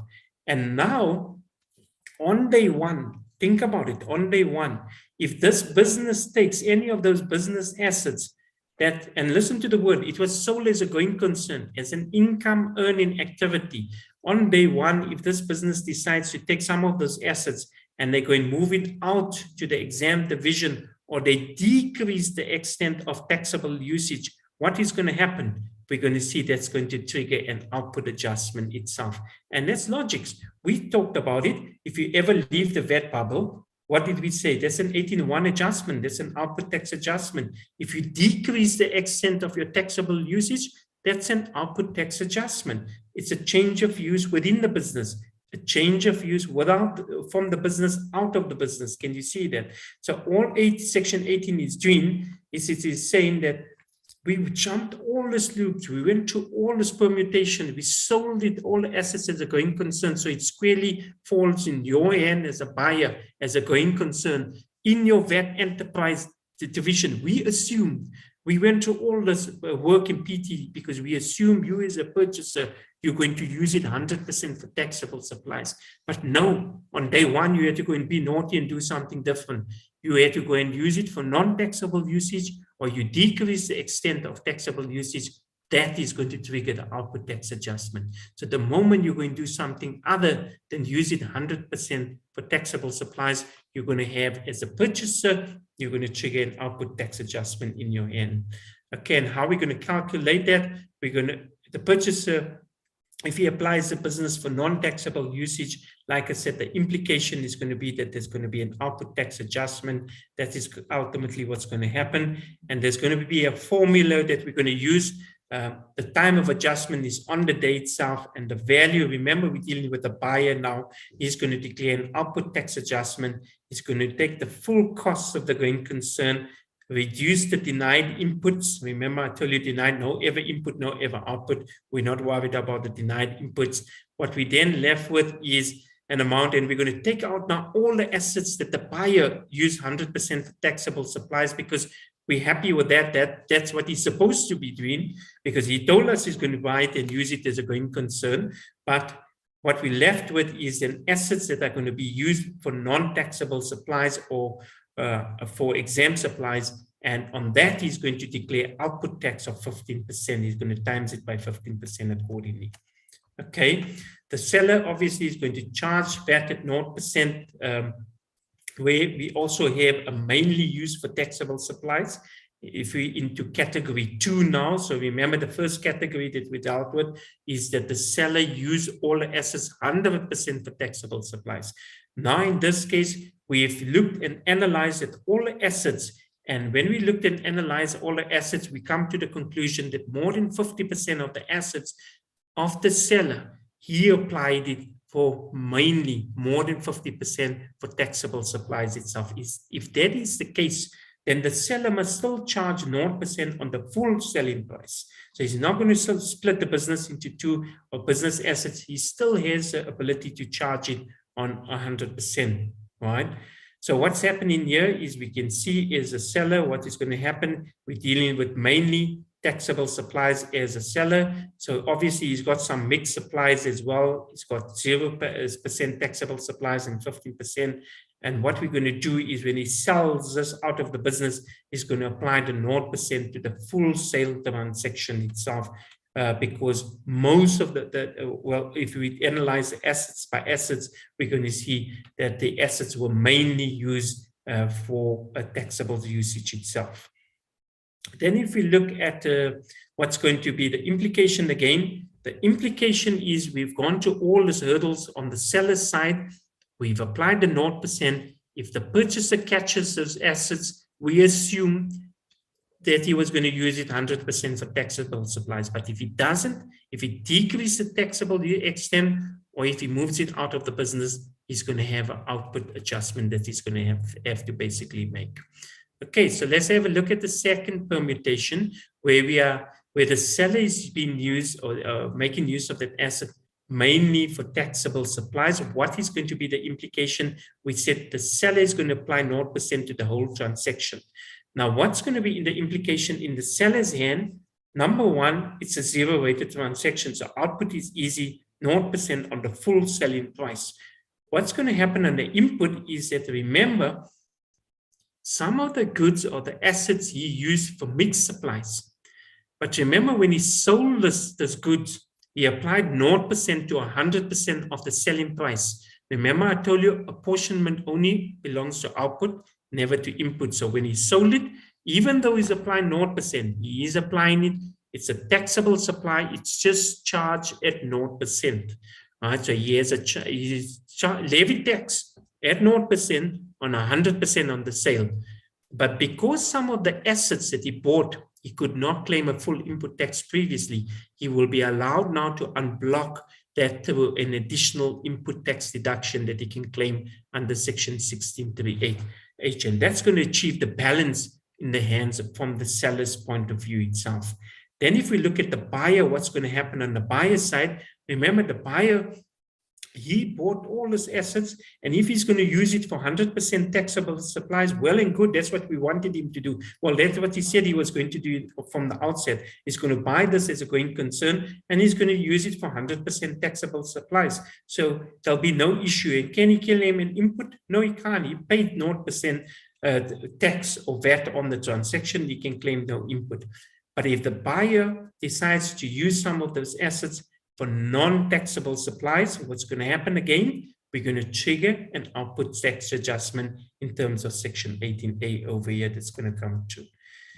So still sticking with the concept of mainly used for taxable supplies, we see that if the buyer, the whole point again is that all those assets have fallen squarely into this VAT enterprise division. Even though it was charged at 0%, it is carrying VAT on 100% of the sale at 0% itself. So it's fallen into the enterprise division. And if the buyer decides to use some of this asset for non-taxable usage or decrease it, the extent of usage, because he's using it for non-taxable usage, then what is going to happen? We want our output adjustment to come true as well. Then let's say if we look at the second possible permutation that's going to come to where we use it mainly used for taxable supplies itself. I think we've actually covered the mainly used one. So we've actually circled, we've already covered this slide. I'm not going to go into it again. But what I want to now do is I want to deal with one example that actually brings all this together. So it actually shows you how the numbers are going to basically permutate and how it actually works together. So let's work to this example together. We've got an example here. So we've got financing here. It's a VAT vendor. They acquire a business as a going concern from its overseas. So it's a closed corporation. These are the guys that are basically selling. Here is your buyer. They're going to basically buy this company. These are your buyer, and that's your seller over. These guys are shutting their business and they're selling it. And they're going to basically apply the zero rate itself. And they're going to basically pay 500,000 for all the assets that they're going to basically buy as a going concern. So financing determines that 3 of the office desks, there's some chairs, 6 chairs, there's 2 laptops, is going to be used 100% to make taxable supply. Good. That's what we want. We want all the assets actually to be used for 100% taxable supplies. The value of these assets amount to 115,000. Included in the 500,000 purchase price is a motor car as defined to the value of 95,000 and a coffee machine also denied input to the value of 10,000. So what am I going to do with those inputs that are denied? I'm not worried about that because no ever input, no ever output.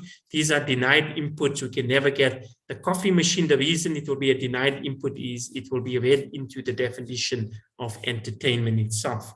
I always say the definition of entertainment basically is equal to fun. Anything that is fun will be entertainment. Drinking coffee should be fun, so it should basically be an entertainment as defined. Except for the assets specifically mentioned, the buyer now, financing, estimates that the rest of the assets will be used 65% for making taxable supplies. This is a problem, guys, because there's a 35% being used for non-taxable supplies. And when he caught all his assets, it all fell squarely into the enterprise division. He's taken some of those assets and he's going to apply it for 35% non-taxable usage. That's a problem. He's going to have to trigger an output tax adjustment itself. Let's look at its overseas use. Now we're dealing in again with the seller, remember? They use the chairs, the desks, the laptops. They use it 70% for making taxable supplies, for making non-taxable supplies. So obviously only 30% they use for taxable supplies here. The value of the above mentioned items constituted 115,000 of the 500,000 purchase price, and the original cost of these items for its overseas amounted to 172,500 inclusive of VAT when they basically bought it. All other items relating to the acquisition of the concern were used 100% by its over for the making of taxable supplies itself. So how are we going to unpack this here in the scenario? The first question we're going to ask yourself, let's first analyze from the assets being sold as it is moving from the seller's perspective. We're going to concentrate from the seller's perspective and ask ourselves what is being sold here, right? If we look at the assets being sold, there were some chairs, desks, laptops. The value was 115,000 that we sold it for from the seller. It's overseas closed corporation. They use these assets, remember, 30% for non-taxable, but they're still using this asset mainly for taxable supplies, which means more than 50% for taxable supplies. The motor car, the coffee machine, remember, we said we can ignore that because these are denied inputs. No impact in our calculation. Let's strip it out from the calculation itself. Then the balance of the assets, which is the 500 minus the 115, which we've already accounted for above, as well as the 105, which is really the coffee machine, and the motor car is defined. The balance of the assets were used by the seller mainly because it is 100% used for taxable supplies. It's from that point of view. Now, if we basically look at this, what has happened is that the total assets being sold is 395,000, but mainly 280,000 of the 395 were used 100% for taxable supplies, i.e. mainly for taxable supplies, which means that more than 50% of the assets being sold were used by the seller mainly for conducting taxable supplies. And therefore we are falling squarely into permutation number 2 over here.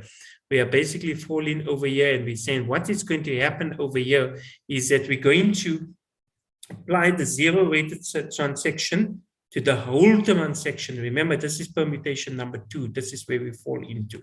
That the seller is selling mainly taxable supplies. Therefore, you will apply 0% to the whole selling price, the whole transaction itself. He can unblock any portion of the input that he was not entitled to. And the buyer, because he's going to use some of the assets for non-taxable usage, we're going to trigger an output tax adjustment. But the buyer can also not claim an input because he didn't pay any VAT on the acquisition price itself. So let's have a look. We look at the seller points of view. He's going to, first of all, on the selling price, have to declare output tax on 100% of the sale. Remember, we're going to take 500,000. We'll remove those denied inputs. Those guys we're not worried about because there's no ever output on that.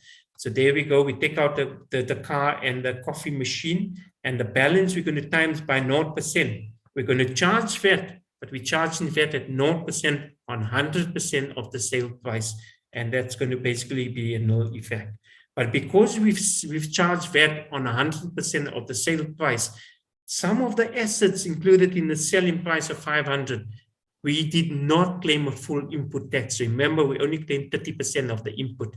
We can therefore go and unblock that input adjustment, that 70% that we could not claim previously. We're going to now claim that with the additional input adjustment in the seller's hand. So the seller is going to apply the fractions to the formula.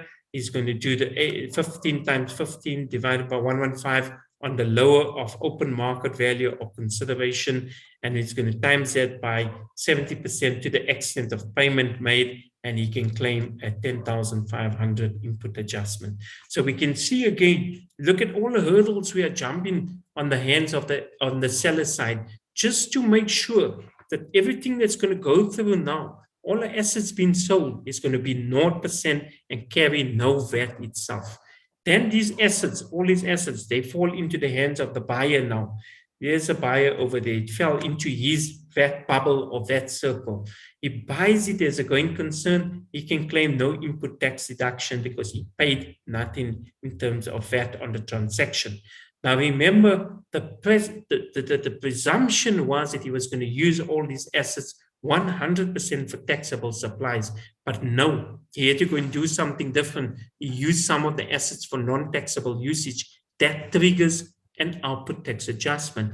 And here, when we do the output tax adjustment, we run the formula, and the formula is going to say, take the full selling price of the concern itself, remove, strip out denied inputs, because I told you that's got nothing to do with VAT, because that's actually no ever input, no ever output. And what we left with then obviously is a value. And we're going to also take out all the assets that we're going to use 100% for taxable usage, because we wanted the buyer to actually use it 100% for taxable usage. When we've basically stripped out that, we're left with 280,000. And now we're going to say from these assets, they basically applied it 35% for non-taxable usage. And therefore, we're going to times it by 35%.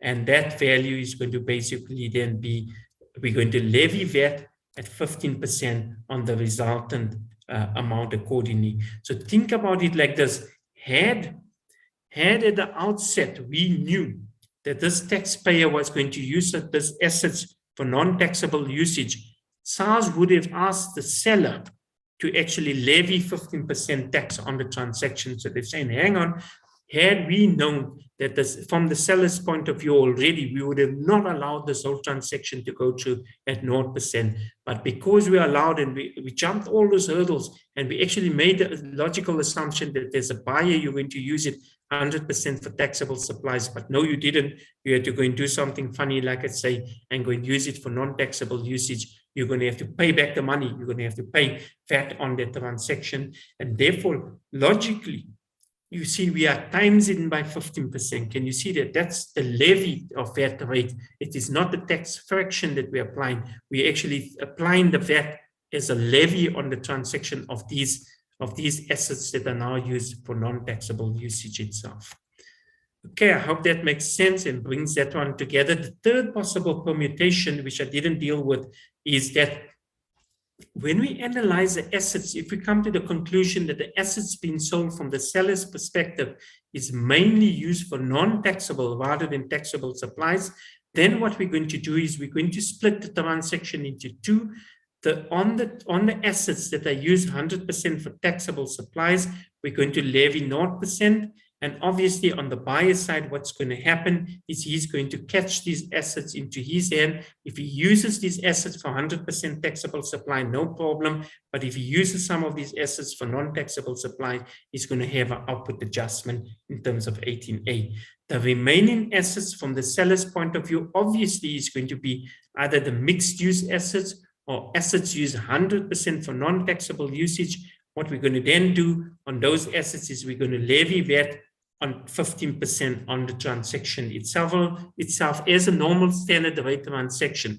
We're going to tax those items at 15% itself. And when we come to the buyer will simply ask himself, in relation, I've now paid 15% VAT. How did I use the use or application of the assets? If I use it for 100% taxable supplies, I can claim the full input. If I use it for a portion at taxable supplies, I claim a portion of the input. And if I use it for no taxable supplies in the exempt division, I can claim nothing then of the input itself.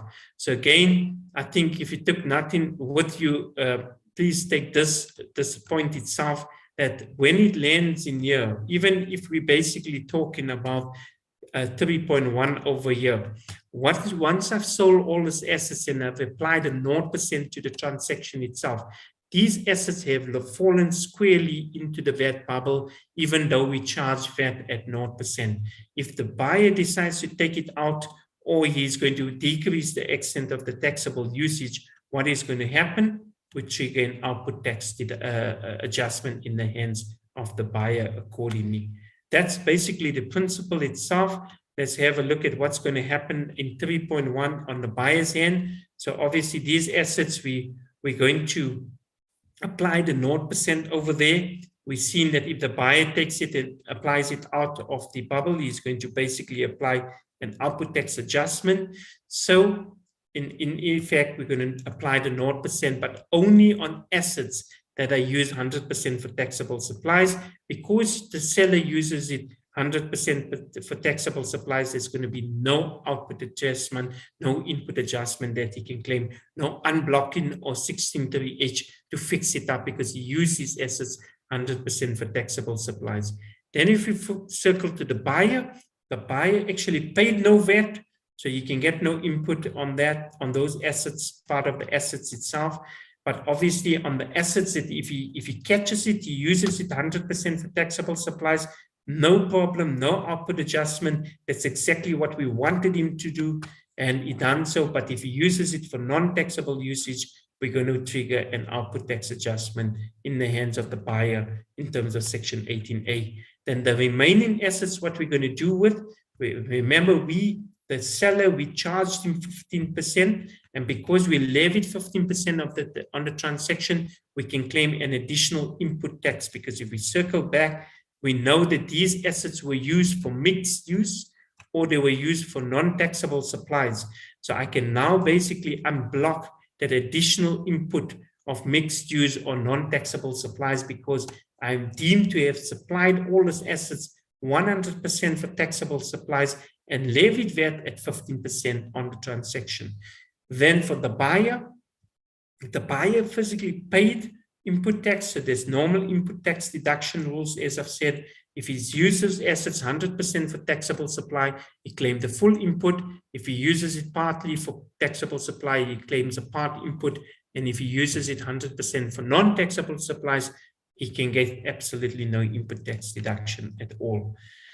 Okay, that brings us to the end of a rather complex transactions that we basically gone through, and that's Section 18A adjustment. I want to leave you with this thought, is that remember, always analyze the assets that's been sold from the seller's point of view. That's the starting point. 3 permutations possibilities. Remember, the first possibility is I'm selling 100% of taxable supplies as a seller, no problem. Then if the buyer takes some of those assets applied for non-taxable usage, output tax adjustment.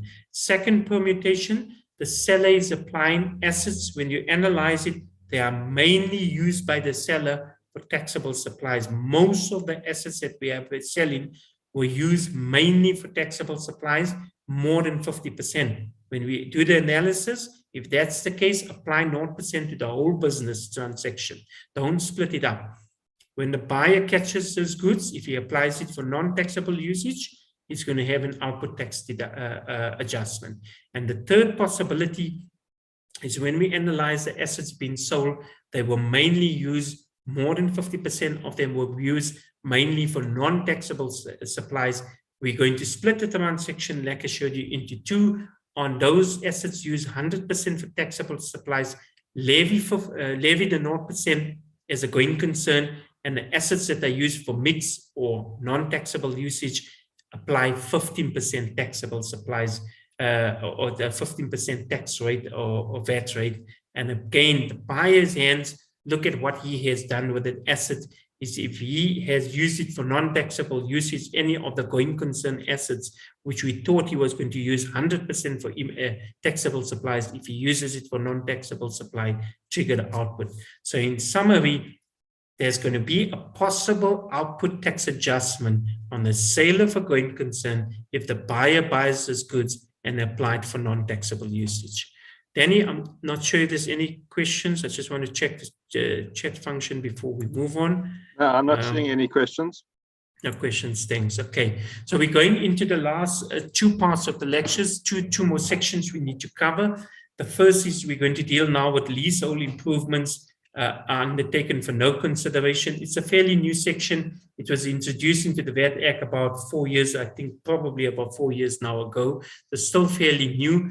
Before this, we didn't have any guidance as to how to deal with a leasehold improvement undertaken on land of the lessor when there is a transaction of this nature itself, and it was quite prevalent in the market space. We know that there's a lot of leasehold improvements that gets undertaken on land of the lessor as well. But obviously, it must be important that this happens for no consideration, because if there is a consideration, I think the VAT implications is clear, that there's a supply of something by me as a lessee to you as a lessor on day one, and you pay me something for that. There's a supply of a good, and you basically paid me money in return. Because remember, when I come and build a property on land of the lessor, on your land, 20 years later, I pack my bag and I walk out of the building, but I leave the building behind. So there is an immediate disposal of the building on day one, technically by me to you. I've actually given you something. And if you give me money in return, there's an actual VAT transaction happening. But the problem is, what if you give me nothing in return? What is the VAT implication? And that's what Section 18 Cap C tries to do for us. So we're going to unpack that. What it says, when there is a leasehold improvement and the lessee undertakes leasehold improvement, importantly for no consideration, I told you so, that if you actually paid me something, I don't need the rules. I don't need you to tell me what the VAT implication is, because there's an actual payment coming through.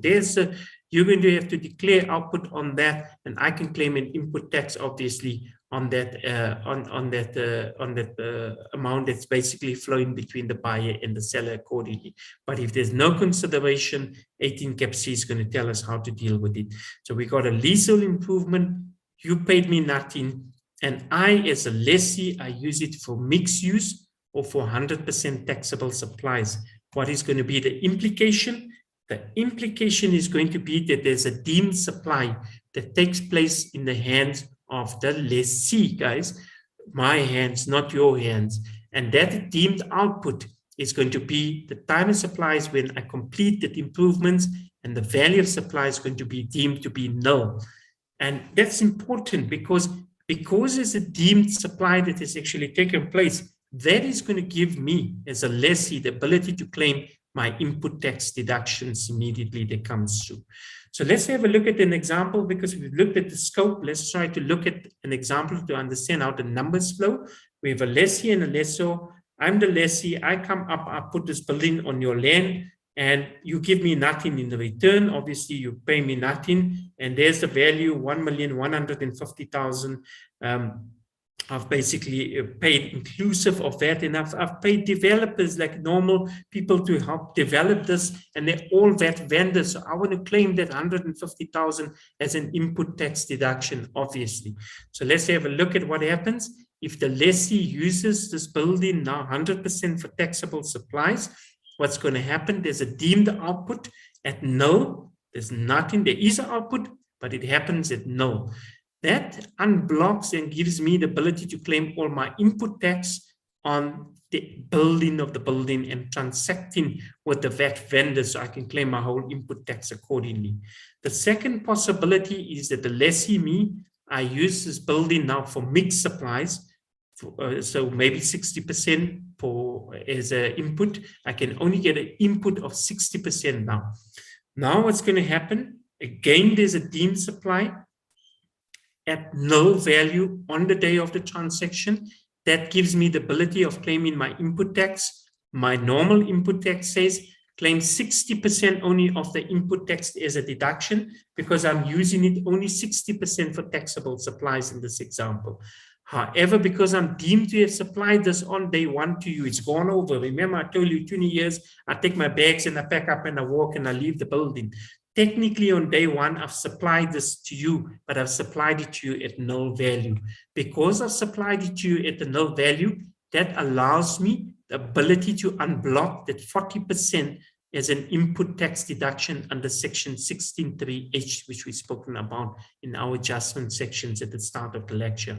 So we're going to apply A times B times C. There's your A tax fraction times the value of the costs including VAT times the 40%, which is a non-taxable usage being unblocked over here, thereby allowing me as a lessee the ability to claim the full 150,000 as an input tax deduction upfront, basically. And the third permutation is that the lessee, me, I basically use this for exam supplies. I use it 100% for exam.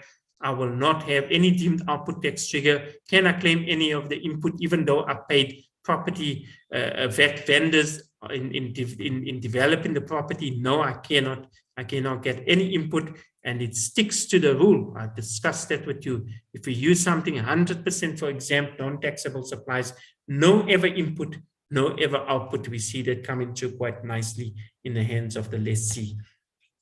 What's going to happen in the hands of the lessor? There's a possible section 18C adjustment, similar to section 18A, a possible output or deemed output adjustment in the hands now of the lessor, but only to the extent, again, similar to 18 Cap A that we just discussed, only to the extent that the buyer uses it for non-taxable supplies, only now to the extent that the lessor uses it for exam for non-taxable supplies. Can we see that? It's the same policy, the same design principle that was used in 18 Cap A. We are now applying that same design principle in section 18 capital C. And let's have a look at when the time of the adjustment is going to be in the hands of the lessor at the date of completion. The value is going to be the formula A times B times C, which is the tax fraction times the open market value of the cost including VAT, times the extent of non-taxable usage. Remember, that's what we want to trigger the output adjustment in the hands of the lessor on. So let's run with the same permutation, the same example, same facts. We're going to flip it in the hands of the lessor now. We know what happened in the hands of the lessee. So the lessee, I improved, I put up this building on your hand, 1,150,000. I then basically, you paid me nothing in return. We know in the first example, the lessee used it 100% for taxable supply. There was a deemed output at null. He could unblock and claim all the input itself. What is going to happen in the hands of the lessor? Is there going to be any output adjustment? No, no output adjustment, because he's using it 100% for taxable supplies. It's deemed to be used by the lessor also for 100% taxable supplies, and there'll be no output adjustment. However, if the lessor uses it, let's assume for 30% taxable supplies, in this case, he's using it 70% for non-taxable supplies, then there is going to be an output tax adjustment on the value A times B times C. That's the tax fraction times the costs including VAT or open market value times the non-taxable usage in our example, 70%, and he's going to pay this as an output tax adjustment accordingly. The third possibility, or the second one we had in our example, is a lessee use it for mixed supplies. Remember that one? We basically use it for 60% taxable supplies. The lessee had a deemed output of null.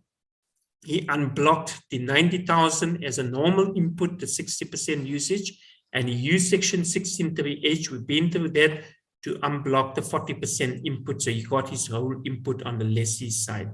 Now let's assume the lessor also uses it the same way the lessee uses it for 60% taxable supply as well. What's going to happen is that he has to declare an output tax on the 40% adjustment. So can you see what they've given with the one hand, the 60,000 is going to be declared as an output on the lessor side as an output tax adjustment. So what was given as an input over here is now declared as an output in the hands of the lessor.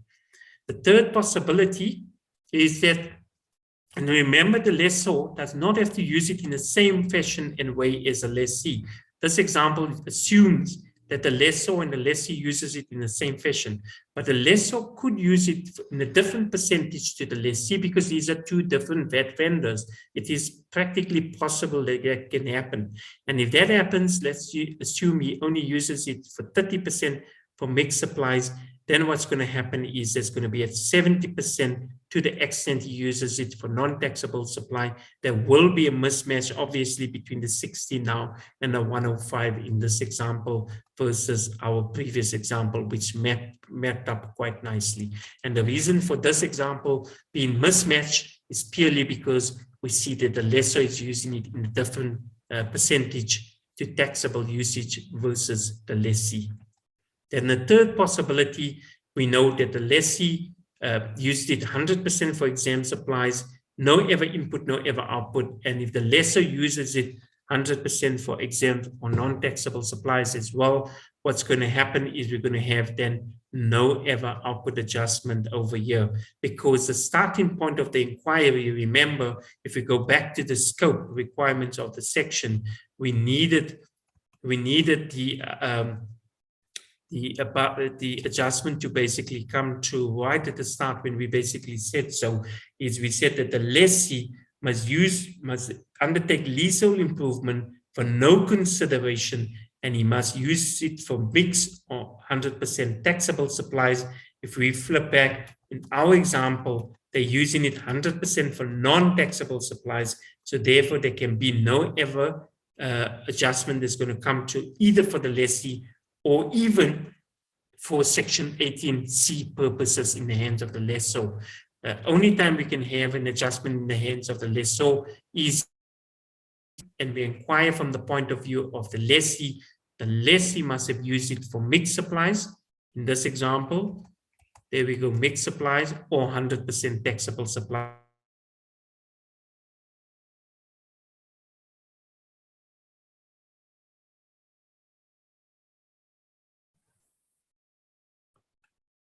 I'm just checking that I'm back. Dan, I lost you guys for a minute or so. Yeah, so yeah, you're back on. You just need to share your screen again. Okay, perfect. I'm coming back.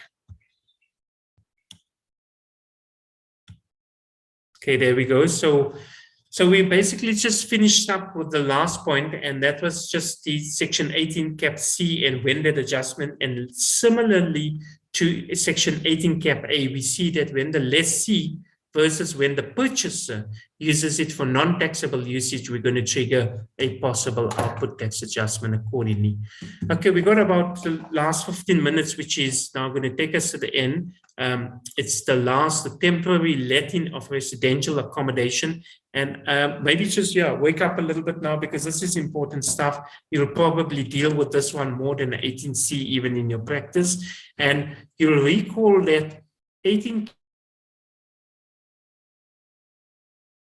still finding that there was temporary letting of when the temporary lets out residential accommodation, we had certain relief that was built into the VAT Act in section 18 capital B, but that relief was switched off a couple of years ago now.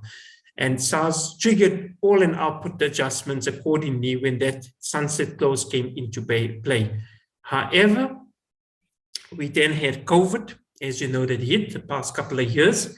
And once they switched off 18 capital B, the industry went back to SARS and said, hang on, COVID hit and things are particularly difficult. So instead of actually selling our residential accommodation, we're going to turn to short-term letting of residential accommodation.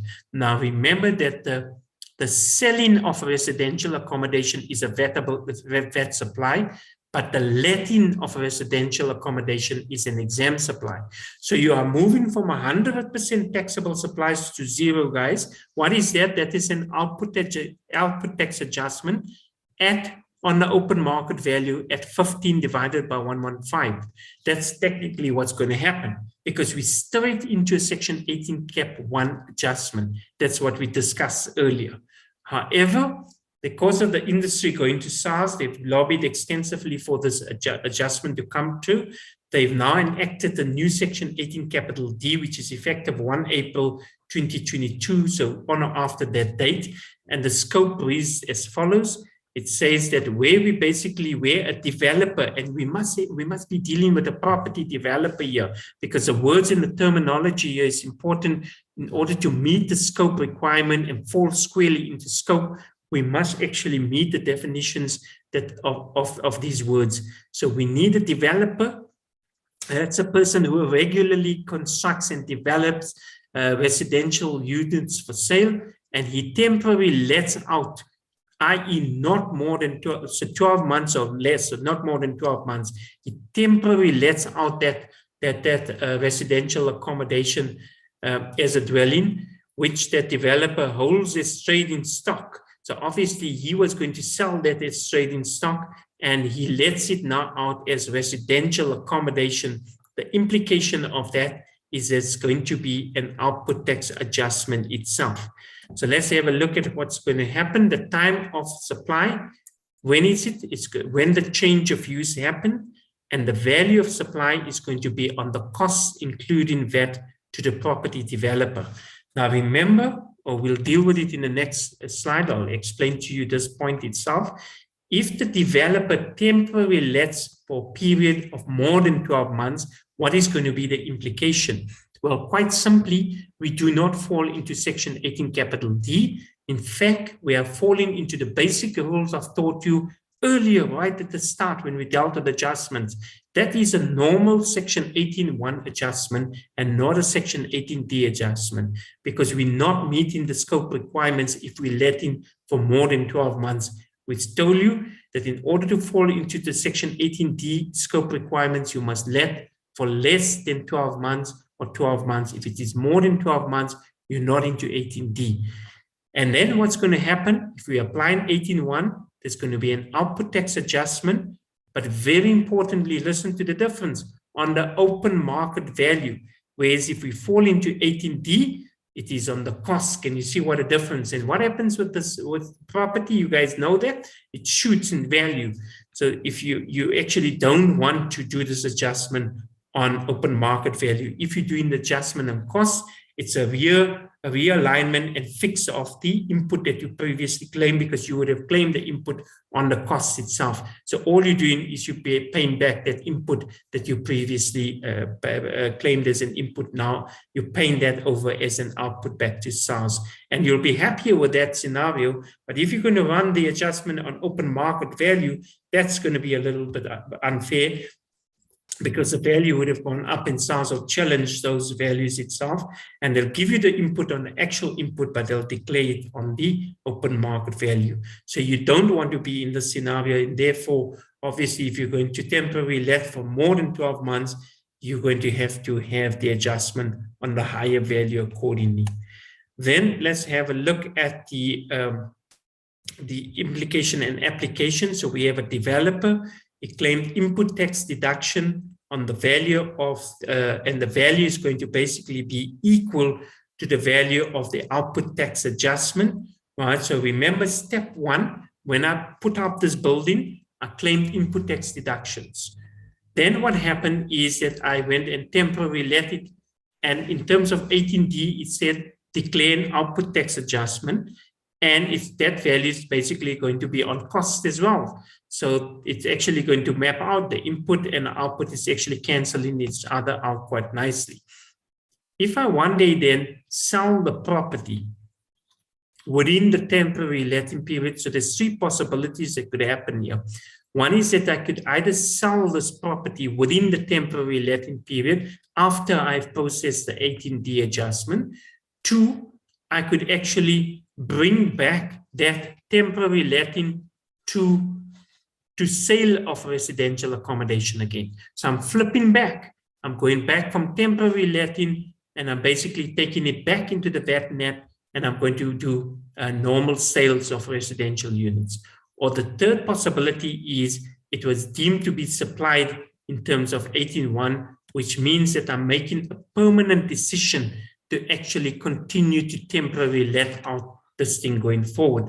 So there's three possibilities where our input tax deduction is going to have to be reversed out, that we basically claimed with an output tax deduction. And in these three possibilities, we're going to now work through this together to see how does this basically pan out. So the first possibility, we said we sold it within the temporary letting period. Let's have a look at that. Initially, I developed the property, I claimed an input tax deduction. Then I had a change of use to temporary letting. I declared an output tax deduction on the costs, remember? So that was actually equal to that. Now what happened is I sell this as trading stock in the 12-month period. What is going to happen is on the sale, I'm going to declare output at 15% normal, but because it is sold within the temporary letting period, the Act allows me in terms of 18D to reverse this previous output in terms of 18D by claiming an input tax deduction equal to this output tax deduction that we've basically claimed over here. The second possibility I told you is that we took it back into the VAT net at the end of the temporary applied period or the temporary leasing period, the 12-month period. So again, in this case, when I developed it, I claim an input. Then I had a change of use. I started temporarily letting it out. I declared an output on the costs based on Section 18D and meeting the scope requirements. Now what happened? I take it back into the VAT net at the end of the temporary applied period. In this case, what is going to happen? I can claim an input tax deduction equal to the previous output tax deduction. And one day when I subsequently sell those units, because it's going to become again a sale of a residential, I'm going back into trading stock, the selling of residential units. One day when I sell those residential units, I'll levy VAT at 15% on, and we'll basically do a normal output tax levy on the transaction itself.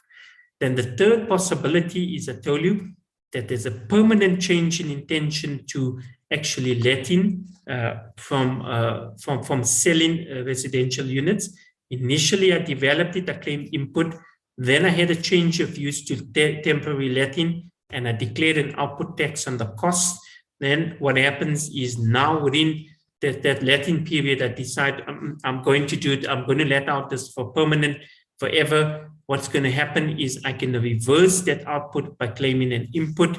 And then basically, obviously, what's going to happen is that we're going to now trigger immediately an output tax adjustment. Look at this on the open market value. Why? Because there's a permanent intention to go to section 18.1, which is an output tax adjustment, and one where you're actually leaving the temporary letting, you're actually having a permanent letting of the residential accommodation. So that should bring us to the end. I just want to run one quick poll to see if you've been awake with me. Let's just do a quick test here. The value of supply, Danny, can we get this poll number 2 maybe up and going? So the question that I got for you is that the value of supply in terms of section 16.3H input adjustment, that's the unblocking question, unblocking and claiming the additional input, or section 18, that's a change of use adjustment within the business or out or within from outside the business to inside or from inside to outside the business. Section 18C and section 18D. C deals with leasehold improvements, as we've uncovered, and D deals with the temporary letting of residential accommodation. I'm going to take the value and I'm going to times it by 15 divided by 115. Is that true or false? I'd like to know. So how are you going to run the value of the adjustment? Are you going to times it for all these adjustments that I've spoken to you this afternoon about? Are you going to times it by 15 divide? Are you going to take that value, costs including VAT, or open market value including VAT, times 15 divided by 115, true or false?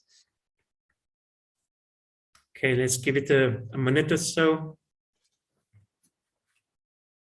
Let's let you get the votes in.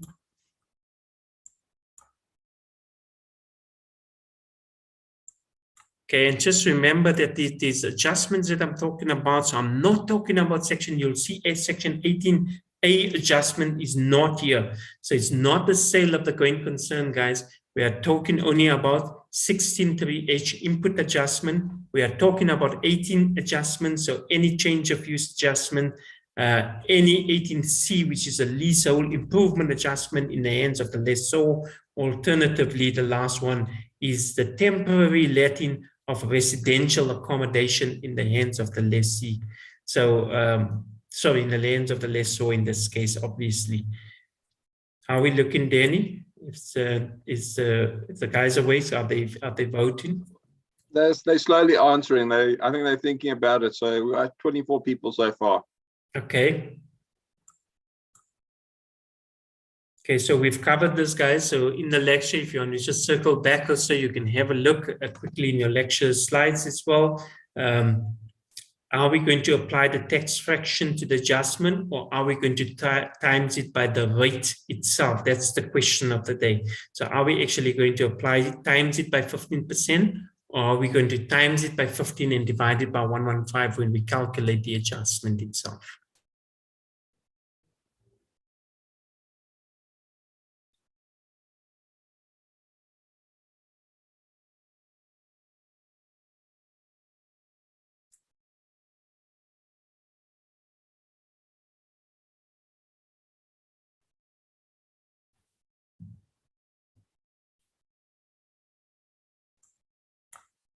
I'm going to give you everyone another 5 seconds to answer.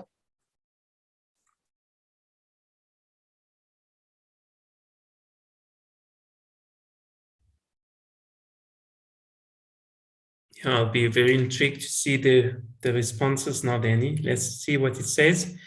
Okay, so interesting. So 76% of you passed. You got it right. The answer to this is true. The answer is 24%. So only 6 of you actually got it wrong.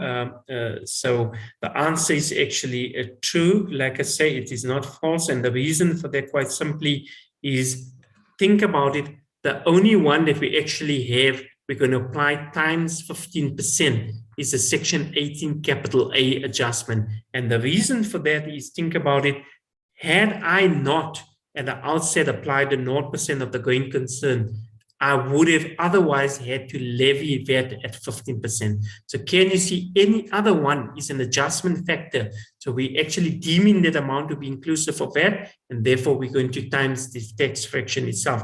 But when it comes to sale of a going concern, we're going to see that that is not the case. So therefore, I'm not going to pull the second question because I've dealt with it.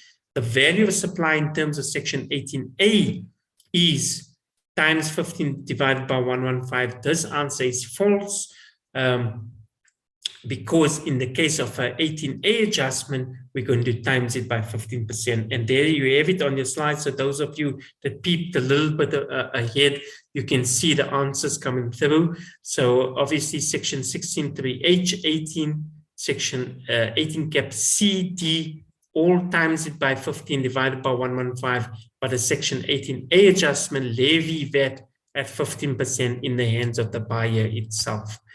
Okay, last poll. Danny, can you shoot poll number 4 for me? Because I'd really like to see what we done this question at the outset when we kicked off the lecture. I'd like to see what the thoughts are of my audience now, so I know what VAT adjustments are. Yes, affirmative, yes, I do know what it is now. A no, still, I don't know. Or the third possibility, I know the basics now, and I can at least identify when there is a VAT adjustment now. So I've at least learned something, and I know that there are instances where there are VAT adjustments triggered, or alternatively, I know the implications in totality solidly now on VAT. Second possibility is I still don't know nothing about VAT adjustments. So let's see what the candidates are saying now.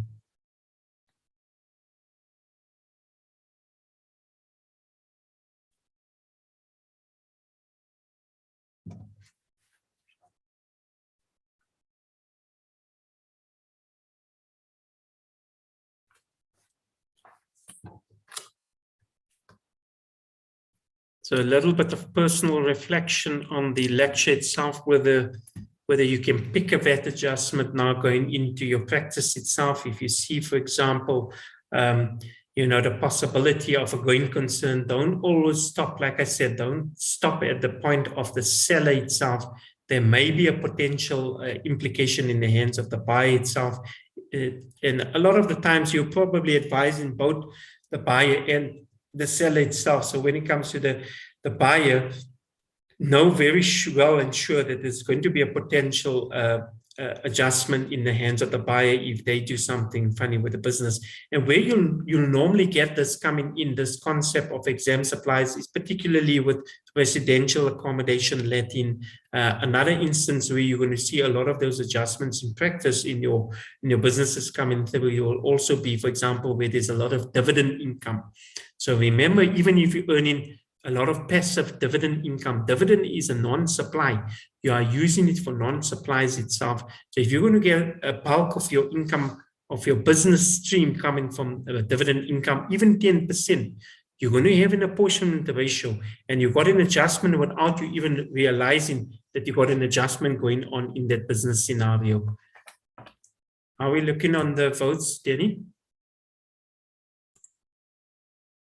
I'm ending it now to share. Okay, thank you. Then let's have a look at how it looks. Oh, okay, awesome. So I very happy that I've added, hopefully I've added value, because I see 34% of you see that you'll know exactly when to now pick that adjustment. 66%, so 23 people actually said, I know the basics, I can at least identify it. And no one actually said no, that I don't know nothing about VAT adjustment. So I hope that has actually displayed that I have added some value. That obviously from my end and brings it to the end of the show or the lecture from my side. I'm not sure if there's still 1 or 2 questions that I'm happy to entertain. If there aren't any, Danny, then I'm happy to hand over to you and Stan to do the closing. Thanks, Munir. It's actually very interesting. You should have added another question. Are you now totally confused? Were you more confused from when you started? So is that the question? Is that a solution that you would have gone for, Stan? Yes, but I see I couldn't actually answer any questions. So And I couldn't actually participate in the poll because I'm a panelist. That assumes that I know everything. It was very interesting. I'm sure everybody found some relevance in practice, because this seems to be stuff that's going on every day. And so, again, thanks to everybody for joining. I hope you did find it interesting and you're not totally confused as I am. And look forward to the next next episodes in the tax story, which is coming up in May. And there are two lectures coming up in May, all to do with IFRS, and I hope that we will be canvassing you to join for the next episode. And your certificates will be on your way in the next couple of days, so just bear with us. It's Workers' Day on Monday, so I'm not working, but it'll be before that, hopefully. And again, Mania, thank you very much. Thanks, Danny, for controlling all the questions and so on. And thanks everybody again for joining, and have a good evening. Okay, there are some questions I want to quickly answer. Patrick, I will send you some slides, and then there's a comment in the chat and 2 other questions for you, Mania. Okay, let me just have a look. So, Ayub, will SARS allow VAT input on bad debts if no debtor recovery legal steps were taken to recover? No. So obviously, even if you look at the scope requirements for Section 11I, even income tax, it has to be, listen to the words bad debt. It must be a bad debt written off. That means that there's no chance of recovery itself that you basically can get from the debtor itself. You must take an legal action. You must have, it's just IFRS, from the probability, it looks like we can't collect on this. It's not about that. It's about a firm decision that you've taken active steps to actually try and recover on the debt and you couldn't. So you're going to have to prove to SARS the point, listen to the word again, that it is bad, it is written off. Then a secondary question, what about instances where the debt is prescribed? So if the debt is prescribed, obviously then it would be probably later than, for example, 5 years that the person hasn't paid you, for example, right? Now, very importantly, remember, I have covered this, that in the hands of the debtor, that if you fail to pay, the VAT Act is very smart, I tell you, if you fail to pay 12 months later after the transaction date, there's an automatic output tax reversal. So the VAT they've already got their own built-in prescription period, if you want to call it, on their side. So if you fail to pay, what's going to happen automatically in the debtor's hand is you're going to have an output tax trigger. But in the hands of the creditor, he's going to have to show that he took active steps to try and recover the money. And if he couldn't, he can claim that then as a bad debt that can be written off. So I hope that answers, I think those are the 2 questions here. Okay, there's one from Patrick. Do we have various complaints submitted to the Office of the Tax Ombudsman? So I think that's a practical one. I'm not sure, Stan, if you guys have discussed this. The Tax Ombudsman, obviously, there's been a change in staff as well. As you know, Eric was there in the past, and now we've got Thabo over there, who's the CEO. So again, just keep at it, keep them to their timelines as well. So if there are any issues, the good thing about the Tax Ombudsman Office is that you can track these things. They actually give you the reference number. They've got certain timelines that they have to abide by in terms of their own charter, which is on the website itself. And fortunately, the Tax Ombudsman himself, the judge, is still very pro, taxpayer compliance and taxpayer fairness, I shall say, itself. So that favors and acts in the hands of the taxpayer. But I guess there are, there probably are a number of complaints that do go to the office. I've experienced in my practice as well, when we knocking heads against SARS, that our only avenue of opportunity is then to go to the Tax Ombudsman Office.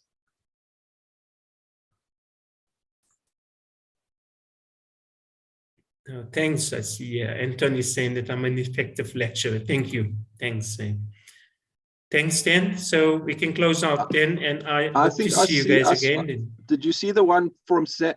Oh, no, that was from earlier. Sorry, I misread the time. Thank you. Yeah. And then Patrick's just asking, is SARS still a preferred creditor? Definitely. They'll stand before, obviously, together with your preferred creditors in line of, if there has to be a liquidation of the business itself. Perfect. Only the preferred creditor you, in the eyes of SARS, but everybody else is not so much. It's true, Stan. Preferred in their eyes, you say. Yeah, exactly. Self-preservation. Anyway, thank you again, everybody, for joining. Stay safe. I see that the numbers are ramping up as far as COVID is concerned, so please keep out of trouble and wear a mask. And we'll see you soon. Thanks very much again. Danny, we can close off. Well, I got one more saying, if a business is sold as a going concern, but the use is changed after a year, will there still be an adjustment? Definitely, there will be, but it's not going to be an 18A adjustment because 18A is on the day, remember? But now you're falling into your normal adjustment rules. So if you take some of those assets a year later and you start changing its use, that's a normal 18 adjustment. Those are going to kick in your normal. So even if you do this later, it's going to catch you. The whole point is that when we sold this business, we done so much to ensure that nothing was going to happen or that you were going to use it for taxable supplies. Think about it. If you buy an asset today and you use it 100% for taxable supplies, 2 years later, you decrease it and you go down to 50, there's going to be an upper tax adjustment. So the same thing, same principle is going to come through then. I hope that explains it, yeah. Hope so too. And then there's a final comment was that another request to please bring you again. And I always will try to get you, as I just know you're a busy man. No, thanks, Dan. Just keep pushing it till I can't say no. I feel embarrassed to say no, then. Yeah. All right. Thank you, everyone. Hope you all have a good afternoon. Enjoy your Monday off, hopefully. Cheers. Cheers.